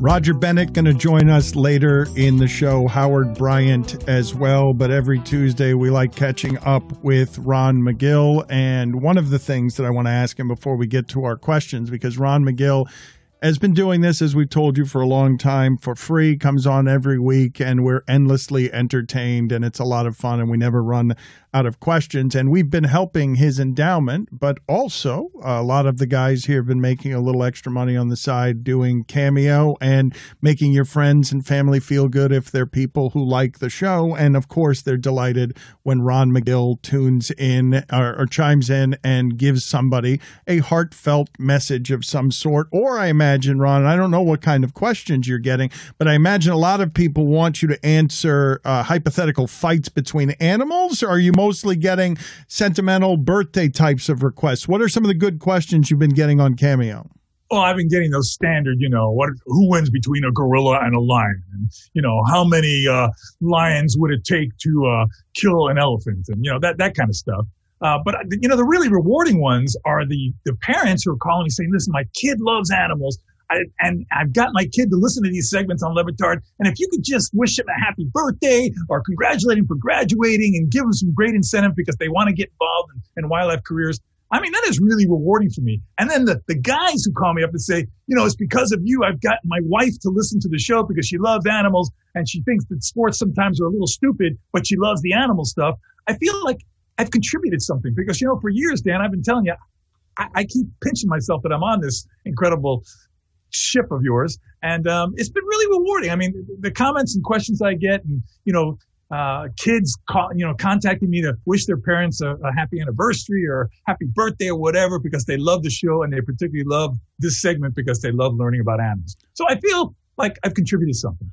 I learned the other day, this is something that I did not know, Stugotz, that there is not a position like Ron's anywhere in the country in terms of zoo ambassador, zoo public relations person, all of the roles that he plays. So Ron Magill, unique in many ways, but that's one of them. There's no one like him in the industry. Ron, there are a couple of situations happening with birds in this country. During cicada season, some birds have been eating the cicadas and have died. And in New Mexico, there have been mysterious deaths happening to the birds. What's happening with these two situations? Nobody really knows. Now, I'll tell you, with regard to the cicadas are not toxic at all. People can eat them. My suspicion is that the birds that are dying from eating cicadas are cicadas that maybe have ingested some type of, toxic substance, an insecticide of some sort. Because I know people are kind of losing their minds with that super generation that came out. Just it's enough to drive you crazy. And people might have started spraying a bunch of stuff to try to kill cicadas. And unfortunately, they don't die right away. And in the process of dying, become very susceptible to be eaten by birds, which are eating cicadas because they're usually good for birds and they love it. And unfortunately, they get some that have been, gotten an insecticide into them, and that kills them. As far as the New Mexico birds go, we don't really know. There are instances where all of a sudden 30 birds fall out of the sky dead, and nobody knows why. Literally rains dead birds. And they suspect there's things that might happen in the atmosphere. These might be high-flying birds and massive thunderclouds or something that happens there that causes this spontaneous death. But nobody really knows. It's kind of a mystery. Ron, I'm not sure if you saw, but there was a woman in Florida who was live tweeting a raccoon that fell into her apartment and was running rampant in her apartment. I'm wondering, what's the worst damage a raccoon could do in your apartment? Well, the worst damage a raccoon could do is to you personally. If you were to corner it and didn't have an escape, they can give you some of the worst bites you can ever imagine. People look at raccoons and go, oh, they look so cute. Look at a little banded mascot, so very cute. Those things, they'll tear you up in a heartbeat. So that's the worst thing they can do getting in your apartment. You want to say something? And you put your finger on it. They are cute. I mean, I want to cuddle with it. I want to Jessica. Put a little outfit. Stop it, Jessica. A little shirt, maybe Stop it, Jessica. Jessica. Some cute mittens. No, stop it. Stop it. A little hat. Okay. No, they are not pets. They're not cute. You don't dress them up. Okay. They can really do some serious damage to you. Having said that, they're very curious animals. They'll get into your refrigerator. They'll clear it out. There's a raccoon. I have a refrigerator in my yard and an outdoor island, a bar island that we have out there. And this flipping raccoon with her little kits comes in there every night. She opens up the refrigerator. And I got her on the camera because I got the little field camera. She opens up the refrigerator and she starts trying to get things out. She can't open any of the bottles. She hasn't learned how to open the cans of Coke or anything like that. But she opens the refrigerator and leaves it open so everything turns warm the next day. So I got to figure out a way that stop this raccoon from going in there. So they will, they're not going to rip things up. They're not going to bite. They're not like a dog that's going to tear things up, but they'll start shuffling everything around looking for food. So Ron, although raccoons look cuddly and you want to snuggle with them, you say you shouldn't. What is an animal that looks like it shouldn't be cuddled and snuggly, but actually is? Billy, there is no wild animal that should ever be cuddled or snuggled. Okay, let's just make that clear from the get-go. Sad. Well, it's not sad. It's the reason why it's a wild animal. Okay, there are many dogs and cats in shelters that really need some cuddling and snuggling. Domestic animals that have, for thousands of years, needed that companionship of human beings. If you want to cuddle and snuggle an animal, go to your local shelter and find one, Billy. Do not think about cuddling and snuggling raccoons or possums or foxes or anything else that you're thinking about right now. But isn't there an off chance those animals are just misunderstood, Ron? They need love too, do they not?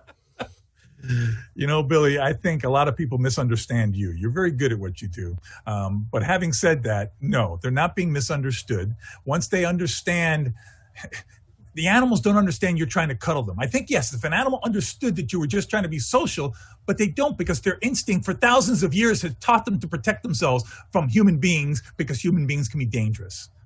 So the bottom line is, please don't try to snuggle or cuddle any wild animal. Tony, what do you have for Ron Magill? Ron, could a monkey or a mountain goat scale like a building or let's say the Statue of Liberty or something like that? I would suspect that a primate could pretty easily scale the Statue of Liberty. I don't think a mountain goat could really do it, only because there's no ledges. There's no type of ledge. The Statue of Liberty's got a nice smooth arm and smooth.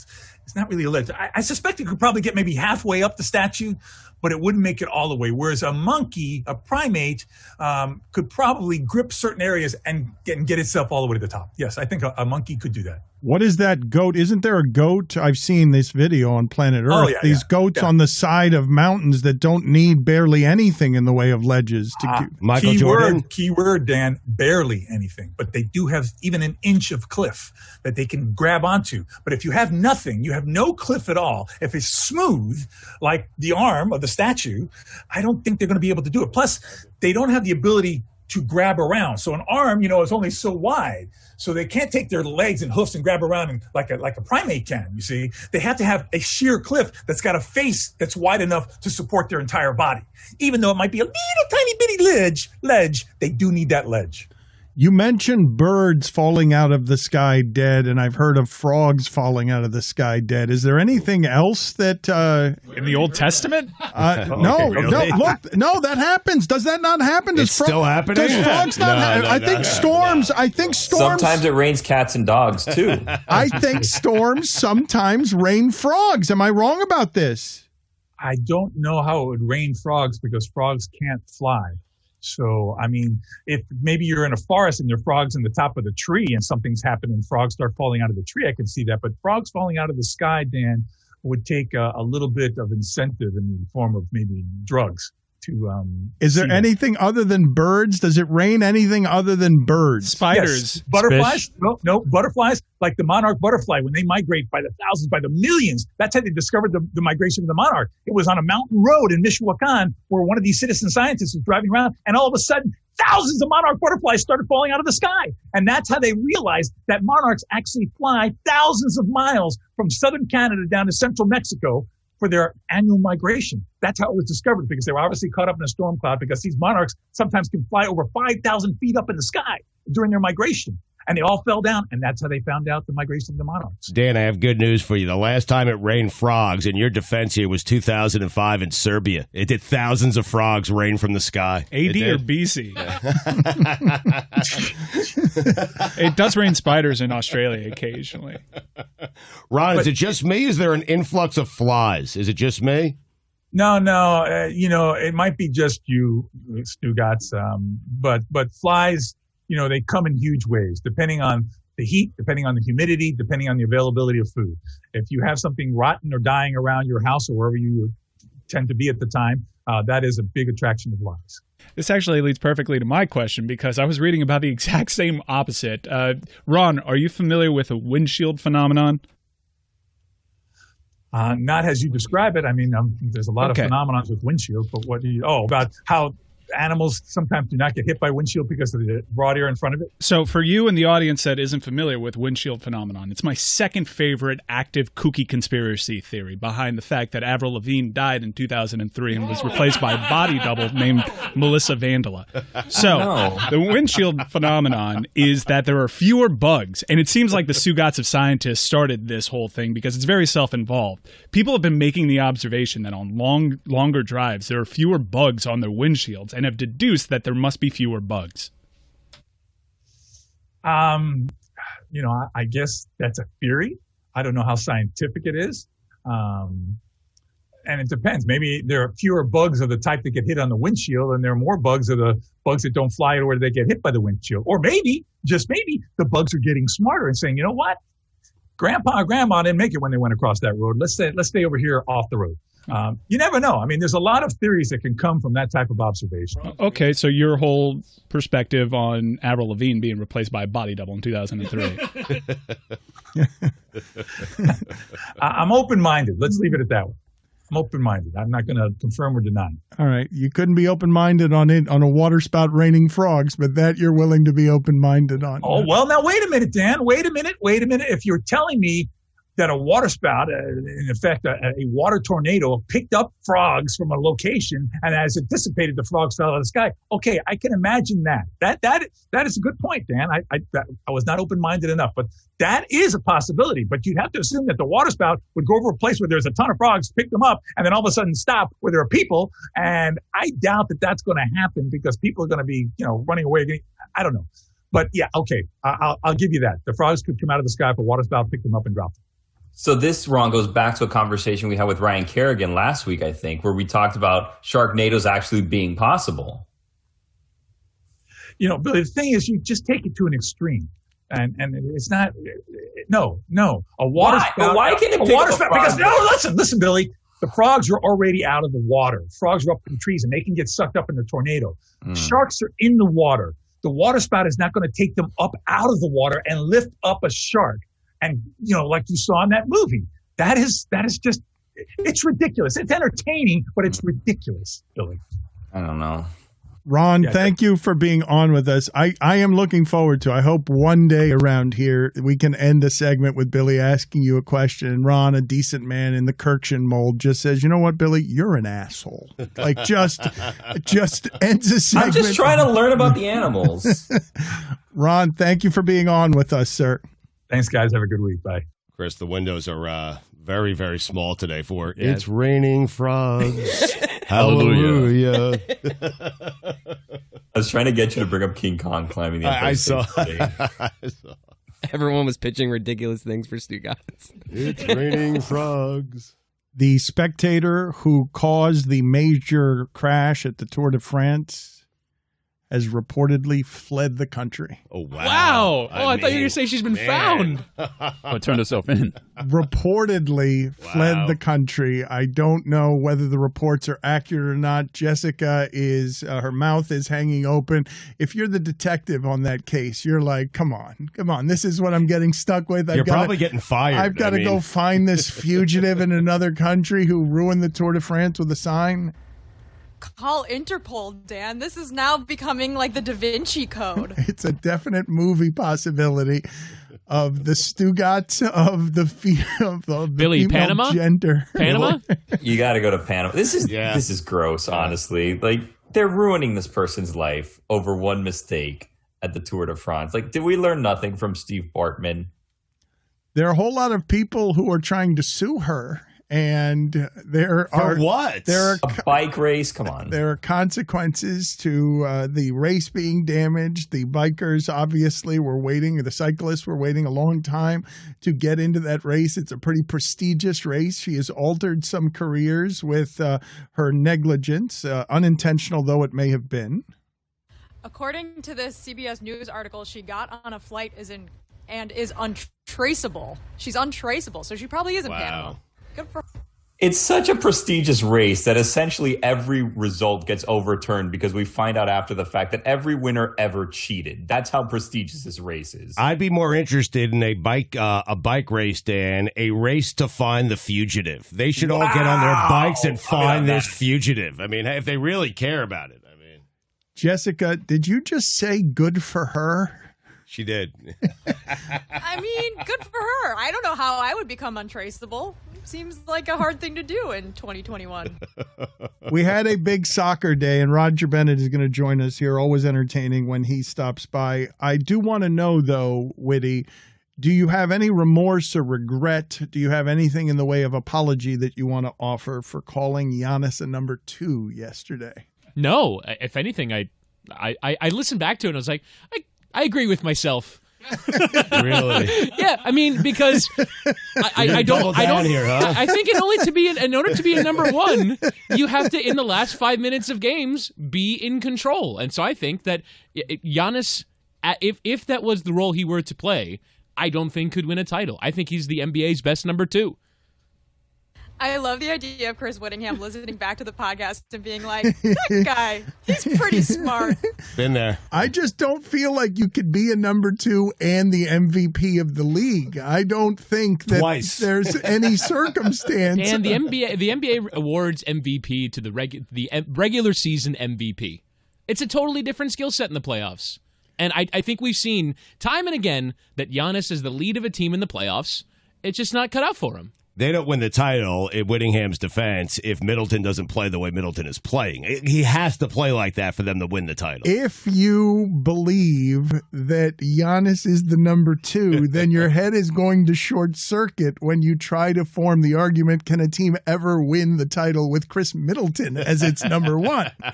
Because nobody would answer that would question be the worst number 1. Unless the number 2 is so good that most people think of him as a number 1. I actually found interesting this part, Stugotz, because we were talking yesterday about Giannis's humility and saying, look, I'm good with not being the closer. I'm good with, I trust this guy implicitly. It'll be the saddest day of my career when Middleton retires. And if he wants the ball, he gets the ball. We were talking about humility and awareness. And I ask you this question. If he had said the same thing down 3-1. Crush him. If he had said the same thing down at all, if he had said the same thing after a loss, it would have been viewed as meek. It would have been viewed as doesn't have the stomach for any of this. It would have been sort of a stain that would have been hard to remove in terms of public trust. Is that athlete afraid of things? You're right, but what Giannis is saying is accurate, and anyone can see that. In the final 5 minutes, Middleton has a skill set that helps him close games in a way that Giannis just doesn't have. The problem in the past, it was Giannis trying to close those games. Chris is right, he couldn't do it. Middleton is doing it now. Well, can you make contested jumpers is the thing that you need at the end of games, and can he make jumpers at all is something that you ask about Giannis. I just think that the thing that becomes difficult in the analysis that allows you to drag and smear a Chris Paul is just height related. It's not excellence related, because you absolutely trust Chris Paul with all manner of mid-range jumpers and jumpers in general, and you trust him also to create offense, but there have just been very few players in the history of the game that get to be that size. And you have Isaiah Thomas did it. Yeah, I know there are a few, but there just haven't been many who get to be that size and get to be a dominant type closer, because it's very difficult in the size of that league. But you were asking yesterday about Giannis's comments. What's the downside in it? The downside is your vulnerability, right? It's your basically willingness to accept criticism when those words are used against you. And Giannis has clearly decided that he's okay with that level of honesty. And I love him for it. I really do. And I'm rooting for him to win the championship for a number of different reasons, but that is one of them. I want excellence rewarded, Stugotz. And I've grown weary at 52 years old of how we denigrate these people who are top 1% of the top 1% who have ever done this. And we smear them with all sorts of things instead of admiring the artistry of their excellence. I haven't. And you never will. I understand that. Roger Bennett going to join us in a moment, but Whittingham, you were calling a knee-jerk of the moment, prisoner of the moment, but you were calling yesterday the most delightful day in the history of football. Yeah, of the world's biggest sport. Yes, I thought that yesterday was the greatest day of tournament football that we've ever seen. Now, I mean, Champions Leagues have produced great moments. No, but I mean, we have two games on in the same day, 2 3-1 comebacks. A combined 14 goals in 2 games. We had a penalty shootout in which one of the world's greatest players missed the decisive penalty to knock the tournament favorites out of the tournament. You had Spain conceding a 3-1 lead and then winning it 5-3 in extra time.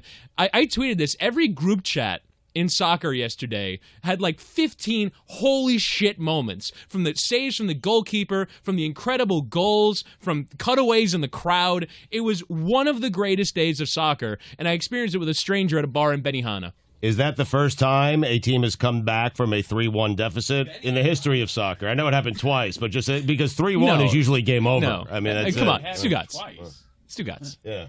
It's a 2-goal lead. Why do you insist on sticking your beak in the soccer conversations when your only take is some form of grand ignorance? You agree if a soccer game is 3-1, you're turning that game off. It's over, Dan. You agree with that? You're never turning any of these games on. You're just a public soccer hater. Who sits at the bar at Benihana? It's weird. It was where I wanted to have lunch yesterday, so I sat down at the bar. And a stranger walked in, and he was FaceTiming with a friend. He's like, hey, look, this game is on. And it was one of those cool things where it's a great sports moment. No one else in the place knows what's going on. But you meet someone, and you go, we're experiencing this thing together. Didn't say a word to him. It was eyebrows and eye contact. It was incredible. I feel like I'm best friends with this guy now. You don't even know if that person speaks the same language that you do, right? You don't know. I actually think, because Roger Bennett is now in the Zoom, I think this is how he and Michael Davies met. They were at a wedding together, and it was eyebrows and eye contact over a World Cup final, I believe. The new that is the story. I was working as a chef at Benihana, and in he came, looking for love in all the wrong places, and so Men in Blazers was born. It's a joy to be with you. Reborn in the USA, an Englishman's love letter to his chosen home. It comes out today. You know the Men in Blazers show. If you know soccer, it's available on Peacock. So I don't know how much of what Whittingham was saying you heard there, Roger, but he is proclaiming it one of the most delightful days in the history of your grand sport yesterday.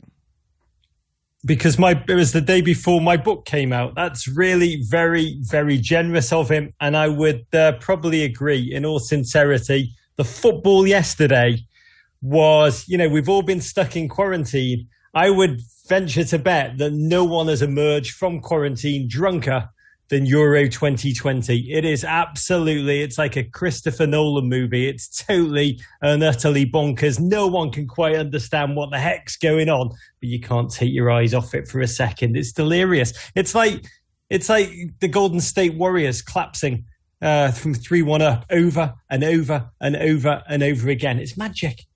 And so what were the most interesting parts of what it is that you saw yesterday before we get into your book, your love of country, your patriotism, your enthusiasm?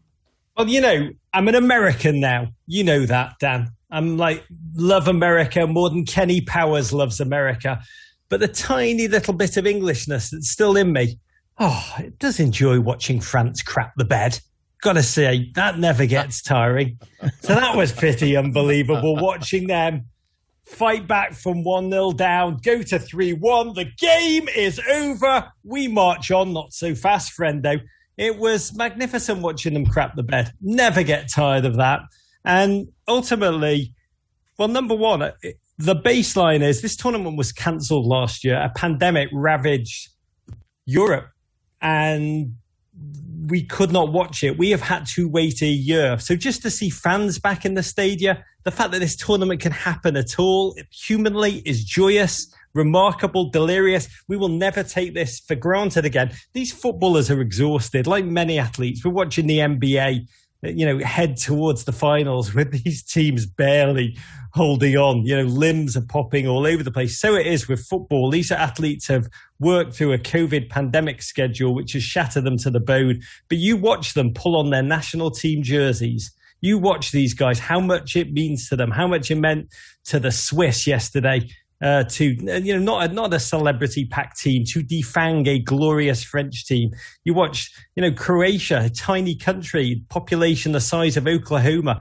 Look at a sports superpower, Spain. And they didn't win, but they fancied their chances and they came bloody close. And of course, the Denmark thing, Christian Eriksen, we almost lost him with the world watching in a dark, dark day and watching that team recover. They were zombies when they played their first game. They lost their second game. And then tenaciously, they've willed themselves back to watch them now become a team of destiny. It's the greatest human theatre. Is there any country the world loves watching lose more than France? And why is the answer no? Such a great question. Such a deep and remarkable question. And a reminder, one of the joys of international football. Now, I love American football. The Chicago Bears saved my life many, many times. Hard to believe because they're such a crap team. But my God, when they went on that Super Bowl run, that saved my life and gave me life. But when these international teams take the field in European competition or World Cup competition, their nation's histories take the field alongside them. And that's what makes it so deep. Because let's just say, Germany are playing England this afternoon. There's quite a lot of history there, Dan. And that's really what we're reveling into. The France thing is hilarious. But again, it's like the French history, the emergence from small France to a very arrogant, swaggering, petty France, to a France who believes it can win both on the field and dominate in Europe. The mirror, ultimately, football, soccer, international football is just a reflection of the societies and the culture that surrounds it, and that's what makes it so rich and deep and remarkable. You mentioned Eriksen, and we were talking, and I was interested in your thoughts on this when it came out. What is the broadcast's responsibility in that situation? People were made so squeamish by much of it, nothing more so than the combination of thinking that a player was dying on the field combined with the video of his wife being scared. So what is the broadcast's responsibility there? You're asking me, a bald buffoon, a very deep and remarkable question. I'll say, first of all, ESPN do not call the shots on that international feed. This is not an ESPN question. They get what they're given by a match director in Europe. And look, this was such an unprecedented reality. If you don't remember the story, American listeners, this is the creative heart of the Danish team. He's been on our show, Christian Eriksen, a sweet and wonderful, just a force for good, a prime athlete. In the first half of the first game, away from the ball, just collapsed on the field and was down. And we now know, because the Swiss doctor said we lost him on that field. He had a heart challenge, which he was ended, and the defibrillators revived him. And thank God he's doing fantastically now. Normally the norm is there's a player down, you zoom in, you see it's normally a bad leg or better than I do. Mostly in football, it's nothing. It's nothing. It's a magic recovery is coming. And I think the depth of, what we did with Christian Eriksen, we together, the world glimpse, we go to sports. Dan, your show is built on this. Your enterprise is built on this as a release to get away from the darkness of life, to lift our spirits for joy, for connectivity, for moments of wonder. And instead, with the world watching, we glimpse the darkness. We glimpse the void. We glimpse the reminder we are all going to die, which we are. But that's not what we go to sports for.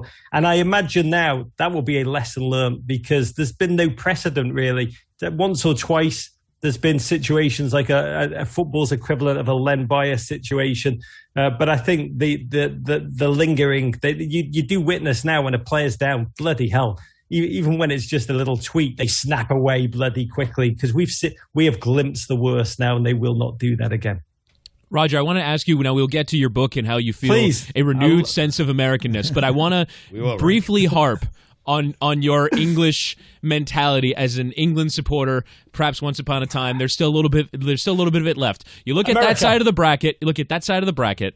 Germany is really the only obstacle in the way of you and a Wembley final for the English national team at a Euros. Okay, if you look at just sort of before the tournament, these are the two favorites on this side.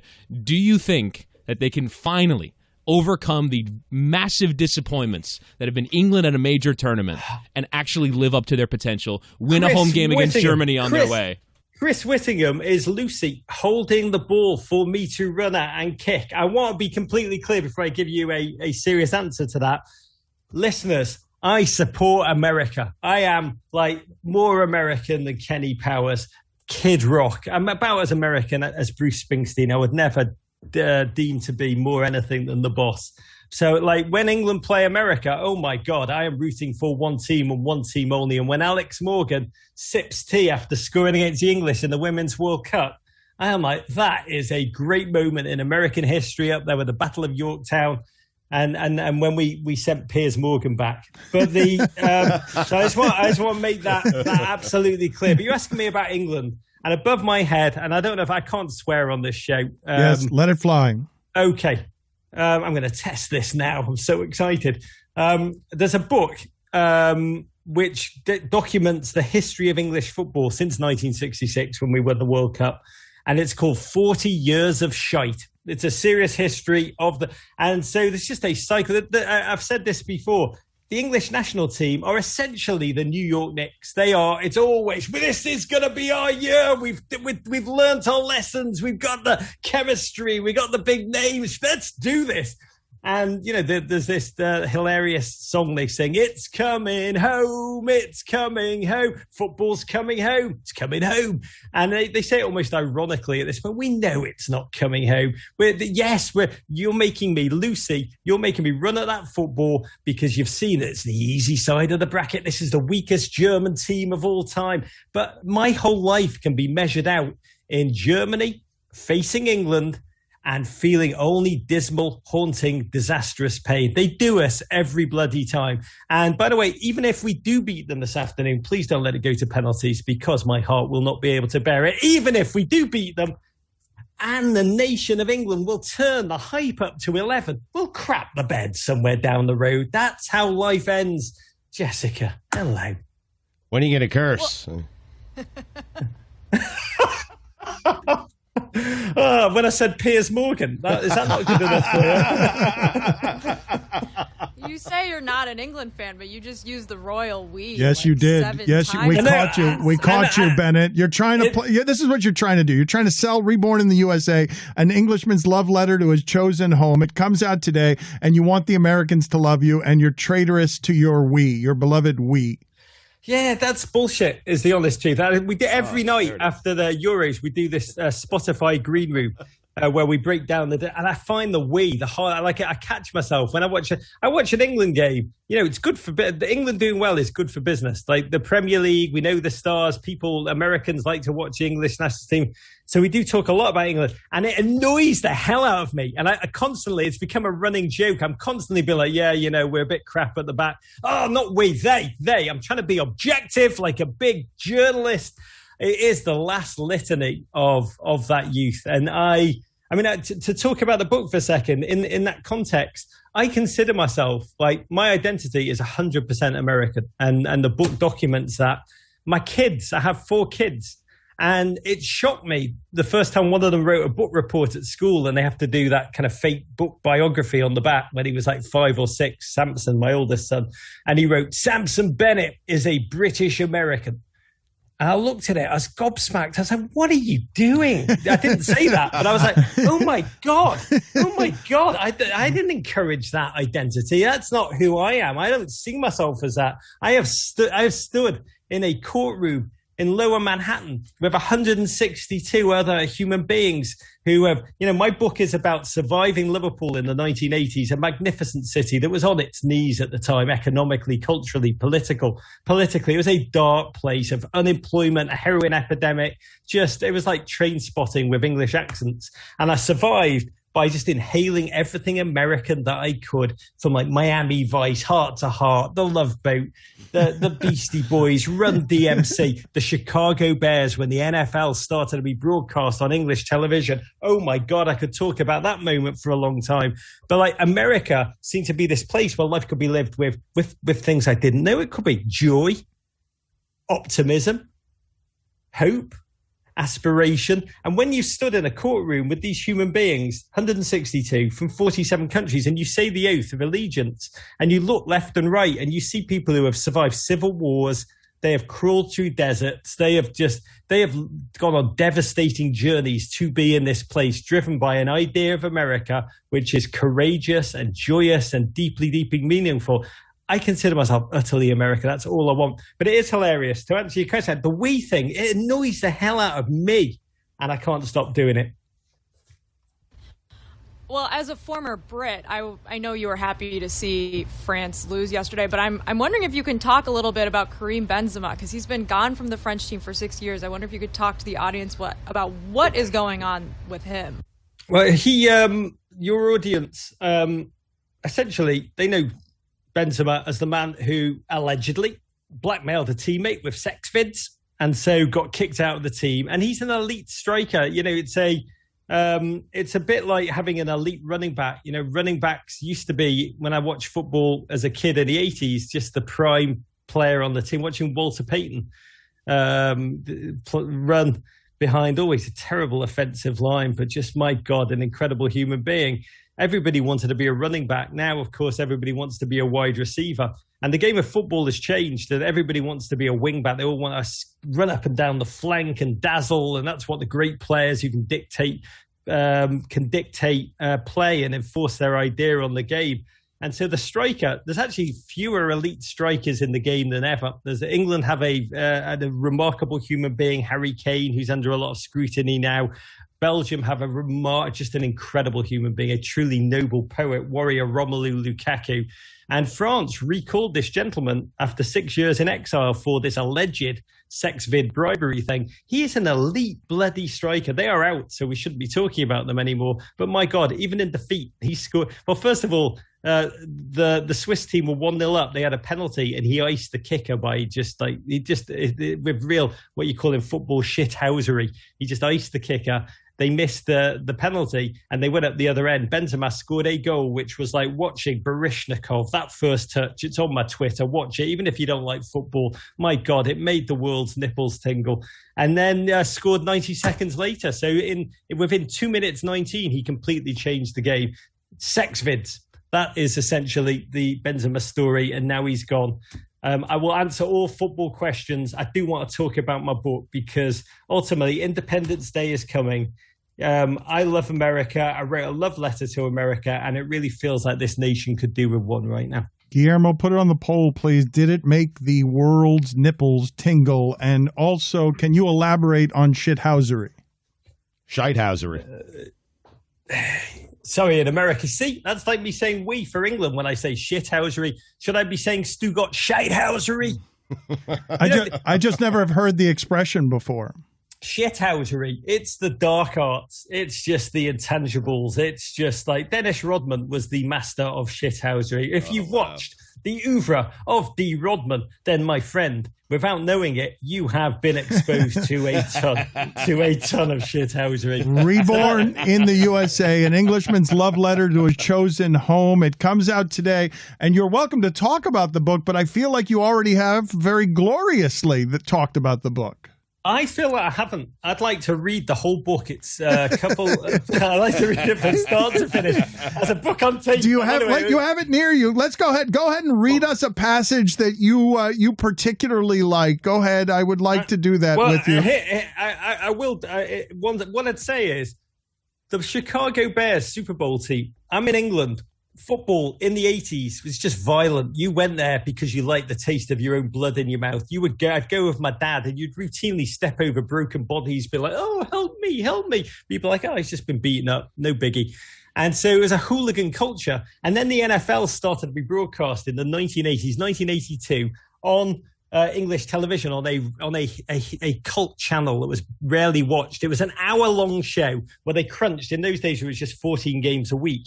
They crunched all the highlights from the previous week's games into an hour, mostly to montages of Bonnie Tyler holding out for a hero. It would be like amazing. It would be like, Danny White, let's go. And you'd be like, oh my God. And you'd watch like Bum Phillips. You'd be like, oh my God, there's a man called Bum and his team are crap. And instead of like doing what you should do, the New Orleans Saints, the fans should have risen up and beat the crap out of the Atlanta Falcons fans. That's what you do when your team loses.